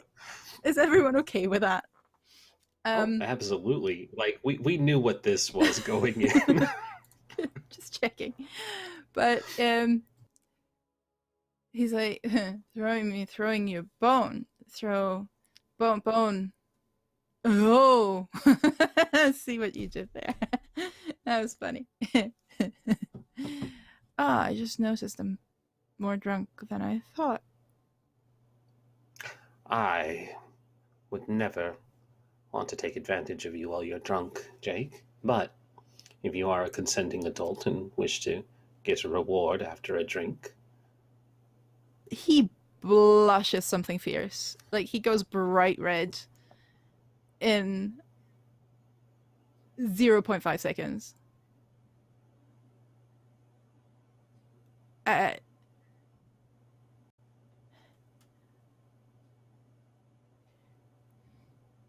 You know what?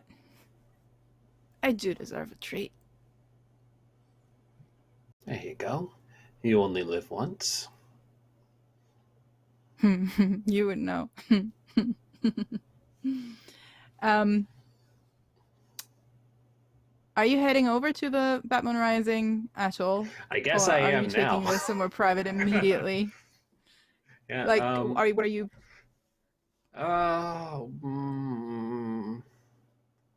Nah, they don't need to go drink. he's gonna go give Jake his treat now. He will immediately hand you a glass as well.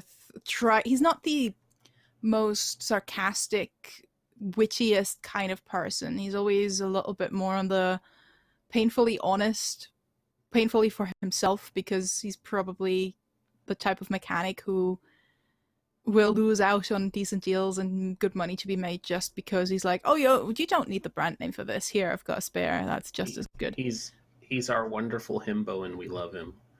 Yes, he is. So he's trying to keep up the banter with you, but kind of fails. So at some point, he just hands you the bourbon bottle. Like, yeah, it's not fair. I feel like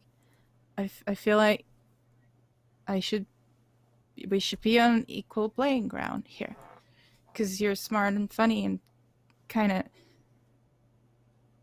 And he blushes again, but doesn't say the word that he was thinking. Drink. Marcus is going to drink, but he is going to pace himself significantly, and he'll probably he'll get to that point where it's like Jake won't feel bad that he's not drunk too, but he wants to keep it where both of them are cognitive of what's happening, and he doesn't let Jake drink to blackout. No, Jake doesn't. You'll notice he gave you that bottle with the intention for you to catch up, to literally equal the playing field. But then he makes the first move at a moment when you didn't expect it. And that's where we're gonna fade to black, like in any good BioWare game. Well, Yeah. sometimes oops, Well, but you know, in this case, so we go to Sylvie, I think. What were you doing with the rest of the day? Or who were you doing I mean, the rest of the day? less exciting things because Sylvie, she doesn't start making the cast that evening because she's got to go and do bar paperwork and management and things like that. So, but she essentially gets her tools ready for the morning, sort of thing. Gets her kill hot to keep it warm throughout the evening and that sort of stuff. Because first she has to make the cast, and then she has to and harden that, and then actually cast the bones. I'm a little laggy. Am I moving pretty well? Your audio was fine. Your video was laggy a little bit, but you're good. Okay. For now. Yeah. So she will just get that ready. Naturally, there is her favorite band, Fleetwood Mac, playing. It's Tusk. And after that, she will go to the bar to evening paperwork and tend to any management needs that need to be done, that sort of thing. So less exciting. And she does hear Anati's, because when she goes to the bar in her office, she always puts on Anati's radio show. So when she hears Anati's message over the radio, there's a moment where she stops and she's just like,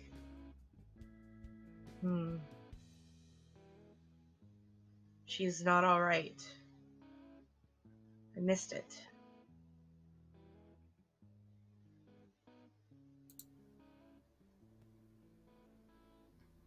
She will have waffles in the morning.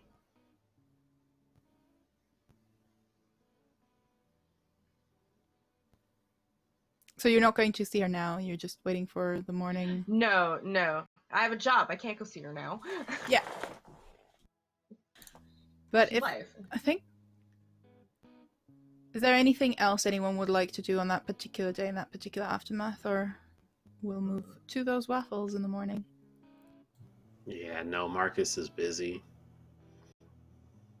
Marcus has his hands full. Yeah. Are you, is this the sort of wild makeout session? Just like the kind of flirtatious makeout session still that's not going all the way, or is this just one night stand fodder? Somewhere in the middle. He deserved a treat. We talk about dire wolves and sticks and all of that stuff. It's fine. Penis bones. Yeah. Penises and bones, and so why not?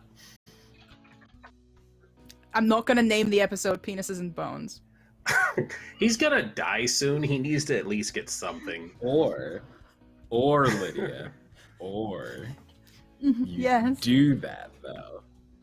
I will try and make a bone joke. I will try. You and could make a name bone it joke. Wooden Bone. I was gonna Wood say the and thing about bone. dire wolves. Oh god, yes. No, This one's gonna just be called the horny episode. So when that pops up in your sub box, no, it's a Weave the Tail original. Okay, Sylvie, I'm putting this. No, my brain's going places. Sylvie, how are you? How are you bringing Anati waffles tomorrow? Are you checking on your friend? Yeah, she will employ some fae to some little desert cacti fae to walk over a large plate of waffles with Canadian maple syrup and butter. Okay. Up to the water tower. Yeah. It's almost like Oh, I like the soot sprites from Spirited Away, Mm-hmm. but tiny little cactus bits and bobs, cactus Yes. creatures. Are you using Fey messengers a lot in this town? Are people kind of used to that? Yeah, that I thing? think so. I think because Sylvie has like this thing where she's always cooped up somewhere, so it's sort of like having, you know, friendly fae that'll run an errand for you or or have a favor done for you in exchange is pretty common for Sylvie. Just in town though. Mm-hmm. Are you owing that favor then still, or what did you cash in? Ooh, so I cashed in for the cacti fae. I cashed in to have a talk with the great woodpecker fae to move their nest over to a different cactus because these cactus needed to rejuvenate. Because Works. woodpeckers will just do big holes in giant cacti, yeah. Mm-hmm. So I'm also I'm like the bridge between two different fae factions right now. Like... The Sealy Court, the Unsealy Court, the Y'all Court, South of America only. Yeah. I like that. Runners. Oh my god, Southern American Fae now. I'm not sure this is something that should ever happen. Or if it's something that we should talk about is highly... we should talk about Rougarous. We will. But Anati, as you wake up, how do you wake up? How did you sleep that night, if you did at all? Anati is just like smeared against her pillow. She probably went to sleep on the floor instead of her bed. And she wouldn't have her scarf on, so her hair is just like a mess and all over the place. And she'll just hear the nanga, and it's a half just like scratching, half knocking sound. Just fling her wrist until the door opens. And the door clashes open with a little bit more force than you possibly intended, and in spills from your slightly bleary-eyed position, a green puddle. And then when your vision clears, it's individual... Oh, you've seen those before. Every now and then Sylvie sends over things when she's too busy actually coming over, or when she's just trying to get the Fae to get off her back with something annoying. She sends them over, and in this case... Yeah? She's the only one that's particular enough to send Canadian maple syrup because she hates American maple syrup. She only uses Canadian maple syrup. And in this case, the tray with the waffles and the syrup, just like a wave, crashes and spills into the room, and the tray sits next to you. You hear various tiny voices that you cannot make out what they're saying, but they all seem to be waiting next to the tray. And I will conjure just the smallest little handful of like just ever so slightly budding flowers to like sprinkle over them, because I can't actually touch them with my hands, so it's like almost like a scrub pad to just like, oh, thank you very much. And I will get up and I will take my waffles and I'll walk over to my radio and I will keep my microphone muted, but I will flip it on and I will start playing the full album of Future Games by Fleetwood Mac. And I will just play that over my station and eat the waffles.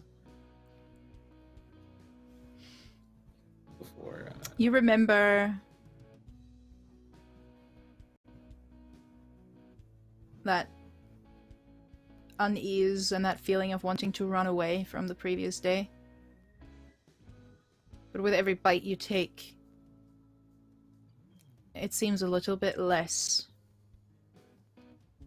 encroaching, all-encompassing, all-darkening.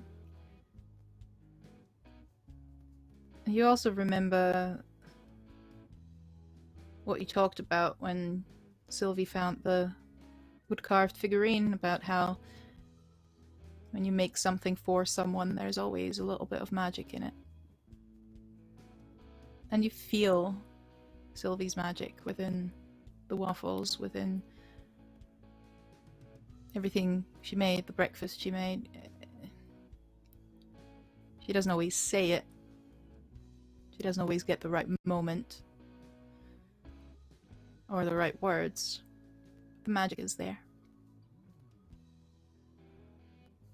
And Anati will finish the waffles and catch a glimpse of herself in the mirror and go,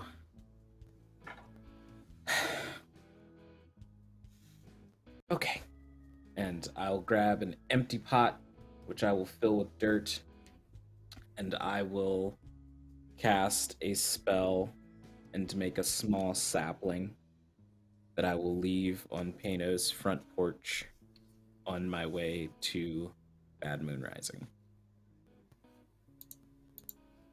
Alright, so now he's heading into the bar. Sylvie, are you in the bar still as well? Is that where you make the waffles, or is that... Okay.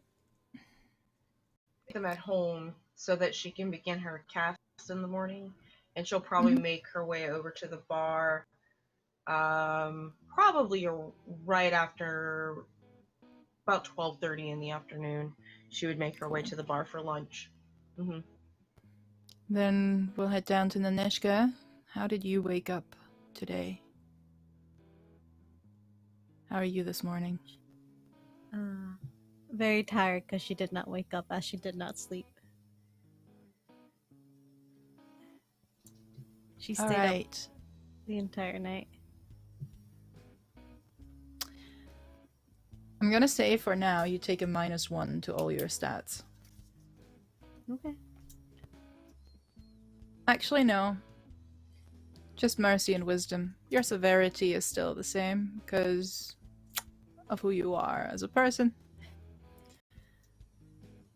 Anger and sleep deprivation work quite well together. Yep.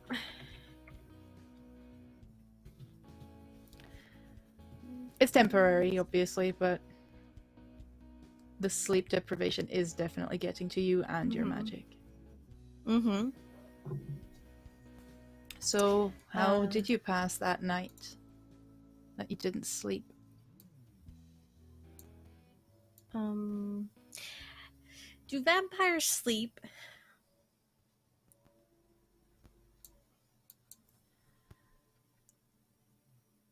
You've seen Cassius several times during the day, during the night, and Cassius in particular is old, and that comes with perks.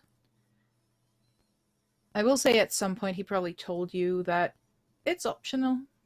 Every now and then he sleeps for a decade or two, and that kind of refills his tank for a while. Sometimes he has a nap, just because it's exciting. But they never dream. That's what you were talking about. They never dream, and that's kind of what he's missing. Dreams are a very human thing, he once said to you. I think she will spend her night. They will be doing a bunch of different things, trying to keep themselves up, because they did not like the dream they had when they last fell asleep. And eventually she'll start cleaning, because she has the clothes that they did for the heist that have blood on them, and her pants that day from when she did the session. She's like cleaning them, and her mind drifts to blood and clothes, blood, vampires. Cass doesn't sleep, right? He could definitely help me stay awake. We could talk. And then eventually she's sleep deprived, so it's like that one, like you just do whatever it is that comes to mind, and she just rings Cassius. Hello, hello. Stranger than fiction, how can we help? And why are you calling at Hey. 2 a.m. in the morning? What's wrong with you? Hey, you don't sleep, right? Oh, Nanny! Hi, how are you doing, dear? I'm not sleeping at the moment. You busy? Very. Super busy. I was just doing incredibly important work. You do not Oh, see well. him standing there in a pink fuzzy bathrobe, sipping a margarita. Oh, But I will well, then always make time for you, dear. Ah, okay. Well, I need to stay up during the night. You're a good conversationalist. Well, yes, I am. But Do you wanna- oh, are you quite alright, dear? Yes. No. No. Alright. I'll come over. And it literally barely takes him 2 minutes. He's not wearing the pink fuzzy bathrobe. I know, but he's dressed in this annoying way that he always is dressed, as if he's super casual about it, as if he didn't even try, but for some reason there is no hair out of place. For some reason it's just that, oh hi, I didn't see you standing there kind of way, when it's just perfect looking. And you hear his very, very cheerful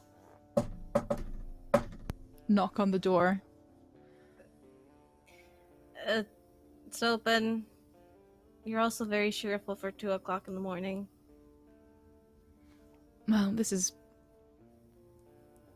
basically prime time for me. Come in. Come. And he holds up 2 bottles. Red wine. Or coffee.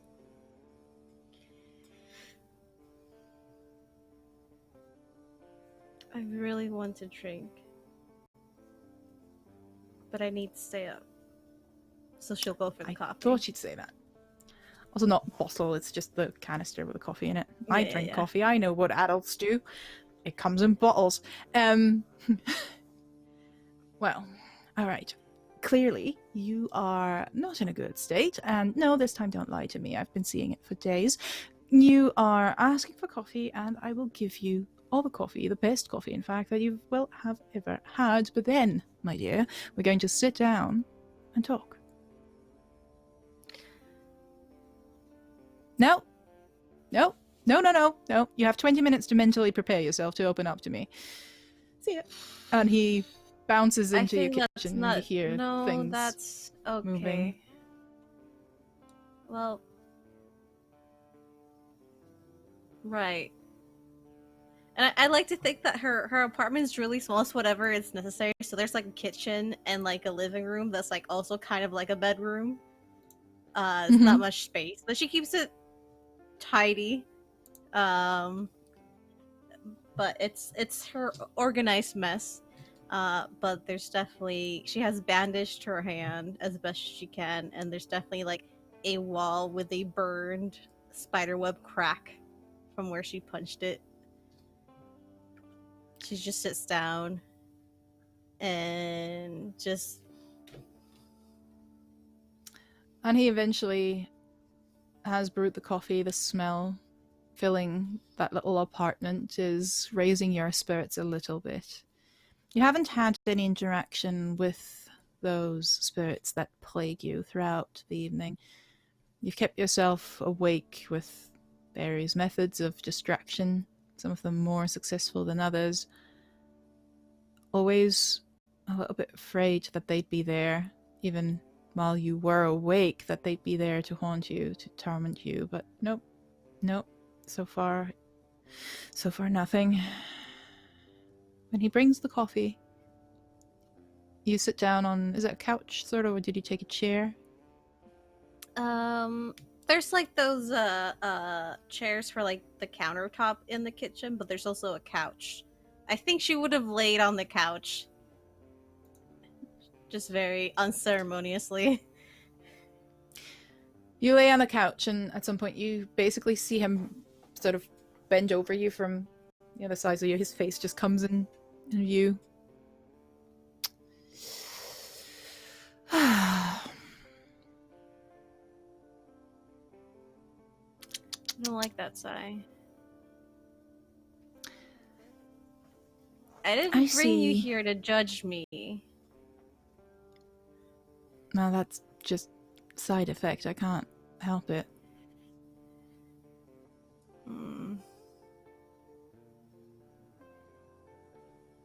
Give me the coffee and then you can judge me. He hands you the coffee, sits down on a chair next to you. Usually it takes a little bit longer for the witches to call me when they need to keep their demons at bay. And here I was thinking I was special. You are. You're special in the sense that usually those other witches develop those demons much later in life.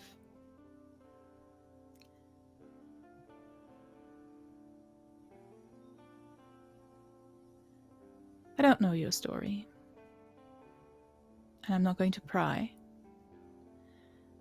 but I will say that I have seen a lot, and I have done a lot myself that would possibly make your demons blush. Not that it's a competition, but I would win. Mm-hmm. So, if you want to confide in someone without fearing to chase your coven friends away, screaming, crying, you wouldn't be the first to make this very good decision to confide in me, but you'd be the first to pique my interest as to what such a young woman as yourself has already done to deserve such demons. Because I can see that look in your eyes, that firm belief that you deserve these demons. Well, unfortunately for others with demons, I can actually see and talk to mine, so that's no fun. Or very fun, depending on the situation.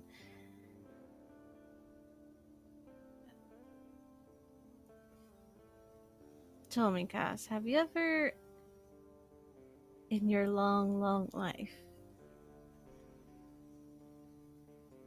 never killed people? Accidentally.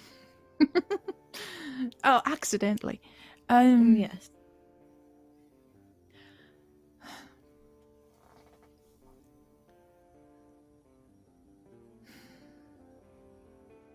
Yes. And, before you ask, because I know it's on your mind, not accidentally. I had my wild years, what can I say?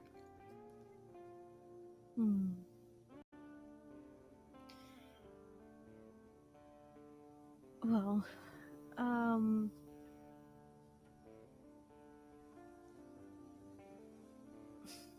I have you ever felt a just rage inside you, bubbling like magma and just roiling Hmm. Yes. It's been a while now. But when you are...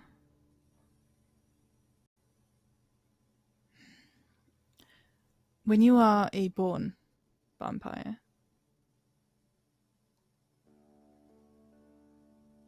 there is a long period of time where you have to learn to be human. And we do it not to be human, but to be a part of humanity without being noticed. What they teach you is manners, but not kindness. Politeness, but not how to care. Some of us develop those pesky emotions almost as a side effect. Some of us are taught against their will. But no matter how it happens, it always takes a while to reconcile these two sides, and there is a lot of anger involved when that happens.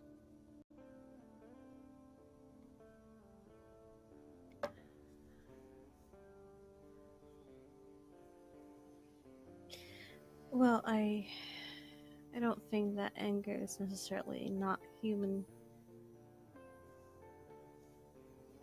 Or maybe I'm more unhuman than I thought. Sometimes I think anger is what bridges the gap. It's an archaic drive given sense and shape. A bestial force given a name. Tamed, if you will.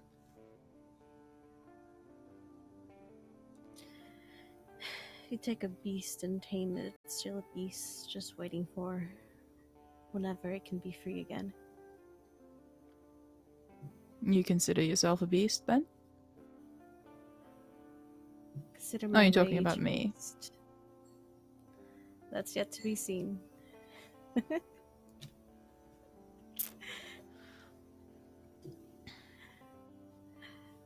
I had a outburst once, if you'd like to call it so.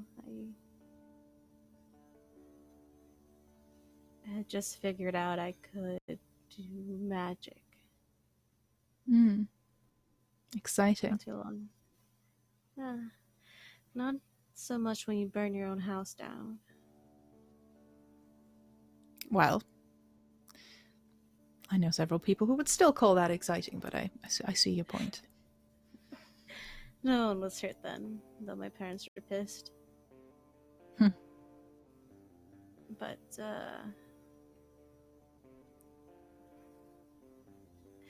there's one moment in my life that anger, that beast, got the best of me.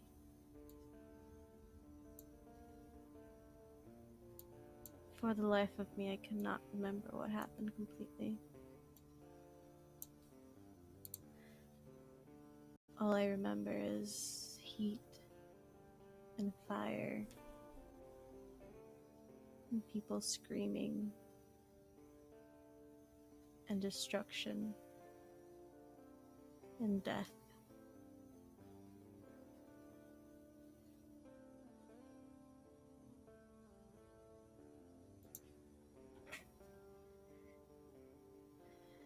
And it is those dead that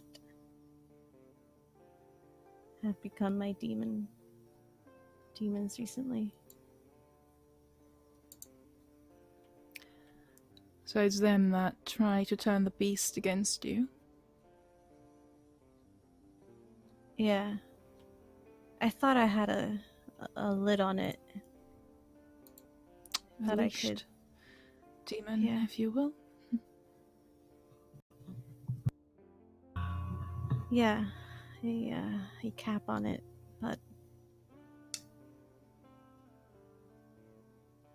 and she'll just point to the wall with her hurt hand. Never thought it was modern art. Could be.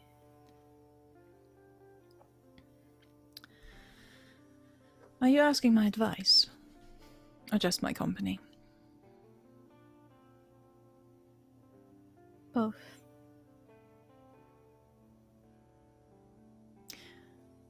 Well, my company you shall have for as long as you need it. I'm not sure how sage my advice can be, but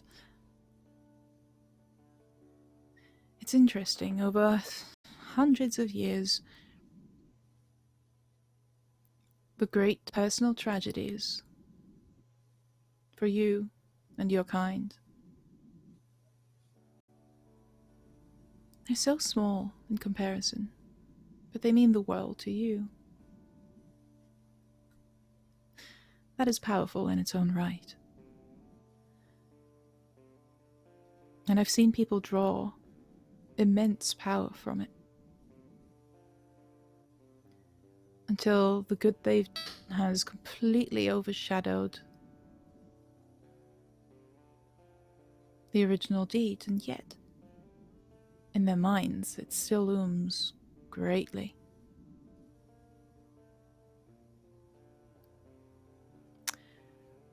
So I cannot tell you that there will be a day when you can completely forget what you've done. But I can tell you that if you take it day by day, what you can do, what you can be, will be so much greater to everyone else, the world. The good you can do will outshine the darkness.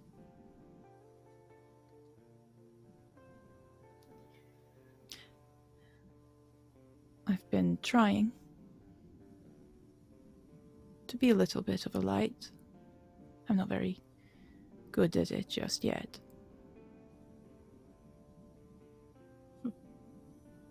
And a part of me wants to tell you to just embrace it and murder everyone in your way. But because I know that you care, and that you want to be good, I would like to help you achieve that. And I believe you can.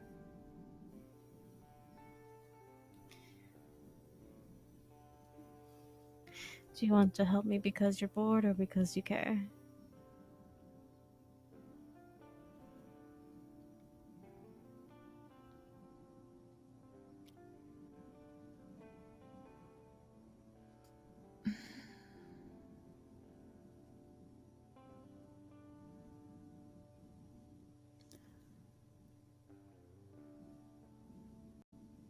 I do care. Just doesn't always end well when I care too much. I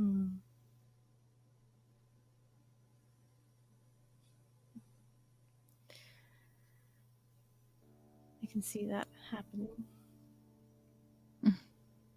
Look at So us what's the having point so of much in common. sharing? Yeah, you know, a witch and a vampire. Who knew? I'm not gonna turn you. That's not what I asked. Just so we're on the same page. And he gets a little bit defensive about it. Also, hello V, thank you very much for the raid. Super intense scenes today. Sorry I couldn't do that earlier.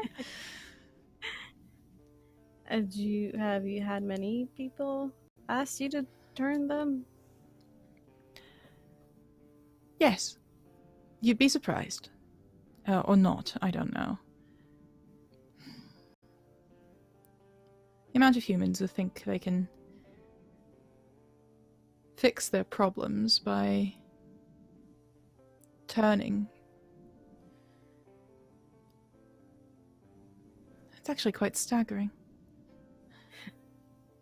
Did you ever meet Alfred? I don't think you did, by the way. He left after the incident. I've heard of him every now and then, but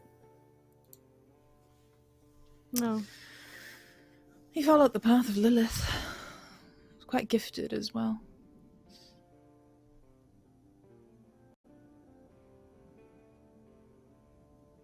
Did he ask you to You join got him? to... No. He didn't need to. The people in town don't like to speak about him. And I will not make them remember, but...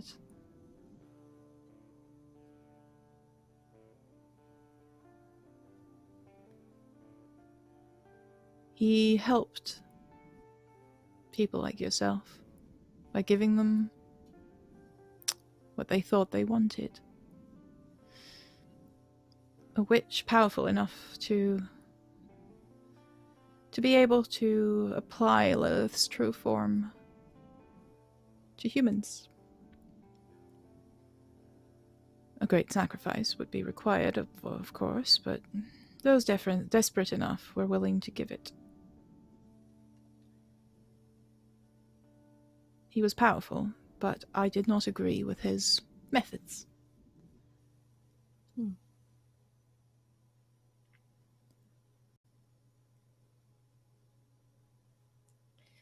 I don't know where he is now, but we had a similar conversation many years ago.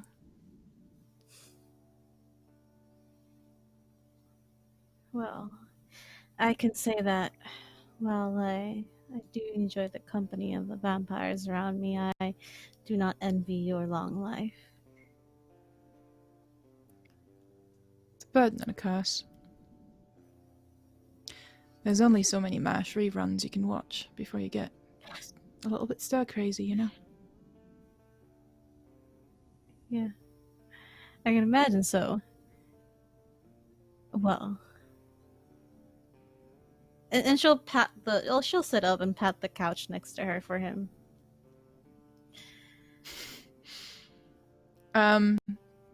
He'll come over. Although, as you pat the couch, the first being that's on that spot is Cerberus, who immediately goes, woof, yoink. She just kind of like puts her arms under him and just moves him slightly to the end of the couch. You'll have to deal with the rest of him. He sits down. And I think we're going to fade to black here as well and play that out at some other point.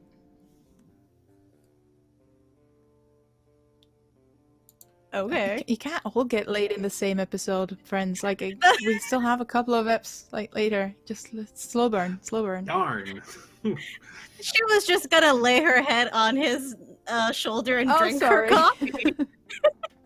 On his That's paws fine. for dramatic effect. Wow. Sure. That's how it starts. Just saying. Like, you just described how I lost my virginity. It's fine. You heard it here like first. Sorry. problem. No, she will just kind of enjoy his stories that he always tells and just kind of listen to them as she drinks her coffee. With her head She on keeps his shoulder. pausing at dramatically appropriate moments. She'll just know, enjoy right? his stories.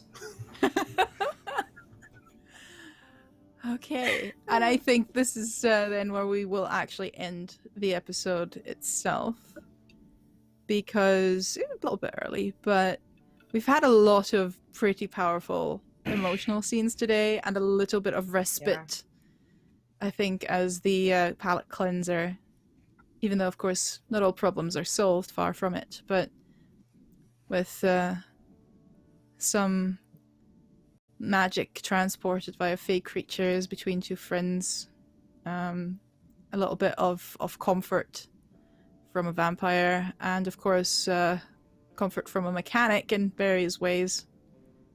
I think that sets a few good foundations for continuous scenes in that regard.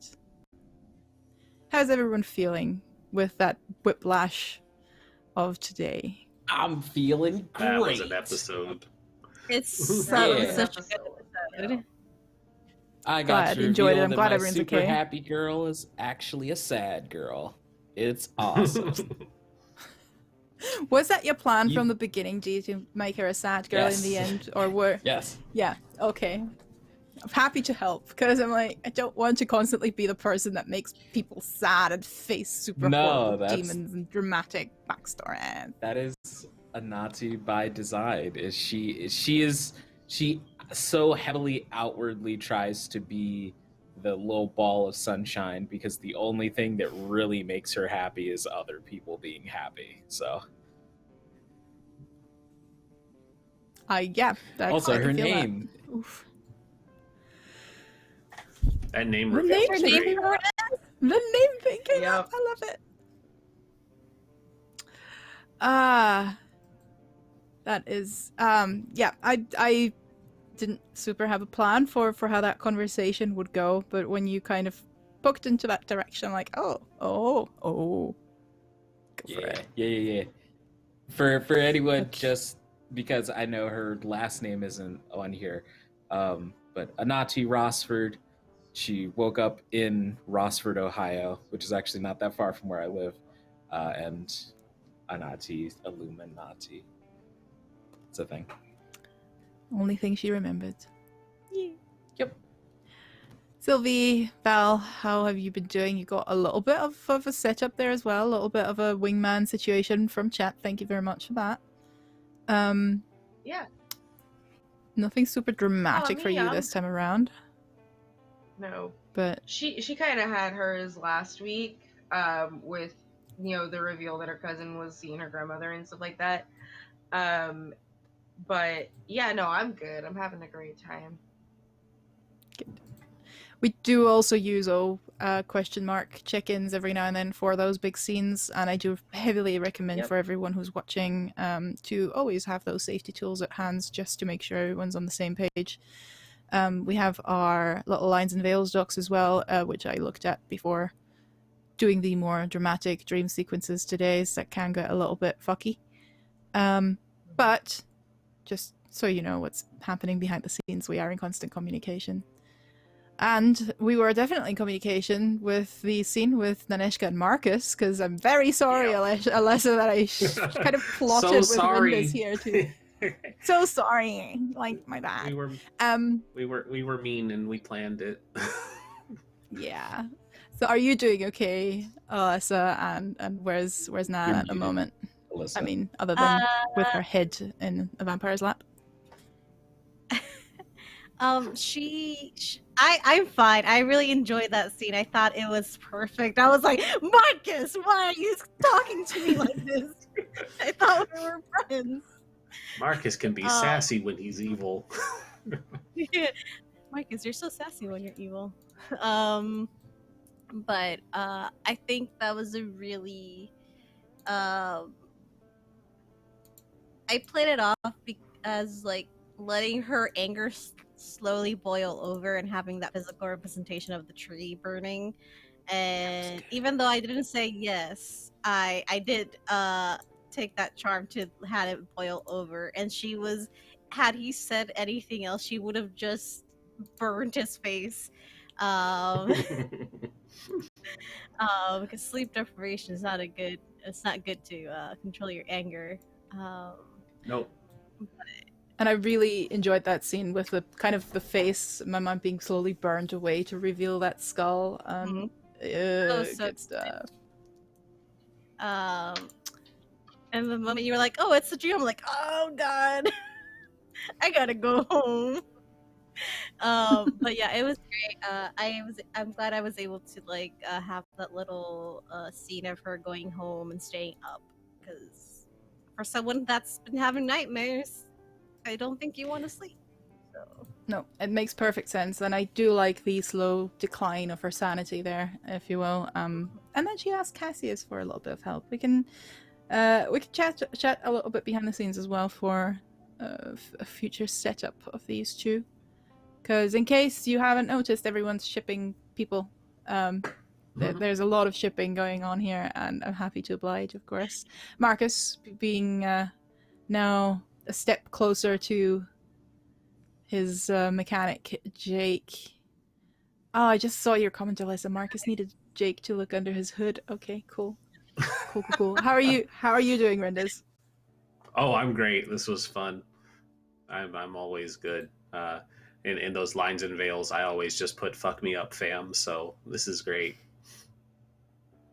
Yeah, I did that too. But yeah, so just a little check-in and just a little debrief that we usually have on more intense episodes. Of course, we are going to be back next week with some more goodness of drama and maybe some more romance. Who knows? Thank you everyone watching on YouTube as well, catching up with our episodes, which you can do for all of our shows, by the way. We have a new season in the making already, so we're planning for next season. We have previous season shows on here, so if you're looking for any RPG that you want to see played, or if you want to see these lovely faces, because many of them have appeared in different shows before and many of them will appear again because we won't let them go, then feel free to go through those YouTube playlists. Feel free to also check in our socials. We of course are on Instagram, Facebook, but also Discord, where most of the fun stuff happens in terms of memes, in terms of finding games, casting calls, and talking about the various shows. Link is in chat just now, so please check those out. And please also check out our sponsors right here from the various game developers that help us with their shows throughout the season, to Grinding Coffee and Dice Dungeons, of course. At this point, I would like to hand it over back to you guys to let us know what other projects outside of Weave the Tale you are involved in, because you have so much going on and all of these good things I want to know about. So let's start with where did we start last time? Let's start with Marcus right now and then go clockwise or something. You'll figure it out. Okay. Well, hi, I'm Rendis of Party Wipe Games. You can catch me here most days of the week. In about an hour, I jump over to Pity for a Tale with Mitch, where we are going to be playing Trudvang, and I am playing a wizard who is basically just a younger, just as happy Gandalf type. So he's like super supportive and a great wingman, and it's just the complete opposite of Marcus. He smiles. That's one big thing and you don't ever see that from Marcus. I also play on my own channel, Party Wipe Games, where we have a bunch of games going on. And the real great news that I wanted to shout out is that my girlfriend and I are buying a house. We are getting out of our shitty cracker box apartment, and we have our own house that we are going to say is ours, and it's going to be great. So I'm really excited about that. And yeah. We're all going to come to visit and make a mess of it as soon as you have it. Yeah, hell yeah. Party at my house. Yeah. Amazing. Alyssa. Hi, everyone. It's me, Alyssa, or some people know me as Satan on the internet. I am in a lot of games other than this awesome game with these beautiful people and this amazing guide. You can find me throughout the week over at Indoor Adventures once a month on Wednesdays playing a vampire mobster, on Thursdays playing masks, and Sunday nights playing in Rime with the Frost Maiden. Saturdays you can find me over at Valdrian's channel playing Dragon Age, where it's another Horny on Main squad. And after that Saturday night you can find me over at Plot Hunters. We're an all POC, all LGBTQIA plus streaming channel, so if you like supporting those spaces, come and watch us play through Journey of Dragons, where I play my buff barbarian babe Alina. And that's fun. And Sunday mornings you can find me over at the High Goblin, DMing for my own set of friends in this homebrew world. I say it's loosely D&D because we kind of go mostly with the rule of cool, and we edit some rules where we see fit. But yeah, it's a lot of drama. They're in an undead island called the Dread Isle, so that's fun. And yeah, that's me. Other than that, you can find me on Twitch by my same name, Alyssa Vamp, where I do art streams because I do art. That's me. And G. Oh, hi. I'm D. Oh, goodness. I am a streamer, musician, voice actor, professional GM with the Emerald City Game Masters Guild, and I am one of the newest professional GMs for the curated play program over at Magpie Games. So you can catch me in either one of those places where I will run TTRPG games for you. Outside of that, Mondays you can catch me here. Tuesdays, Wednesdays, and Thursdays I'm over on my channel streaming. It's Doridla. Actually going to be streaming there as soon as this stream is over. I'm gonna do some Phasmophobia. Then you can also find me on Fridays over on twitch.tv/chaoticpod in a wonderful D&D 5th edition game called Hidden Magics, where I play a totally normal half-orc bard named Maltion. Nothing weird about him. Outside of that, yeah, you can catch me all over the place. I'm the creative lead over at Critical Misses. We are currently in our off season, so not too much is going on over there, but when we come back for our summer season, or would it be spring season? When we come back for our next season, we're going to have a whole bunch of great products over there for y'all to come and check out. And thank you all so much for coming out and spending some time and watching. I appreciate it very deeply. And last but not least, and burying the bone, wink, Valdrianth. Hey y'all, I am Valdrianth or Rosie Raid on the internet. You can find me everywhere at Valdrianth, which when I say everywhere, it's like Twitter and Twitch.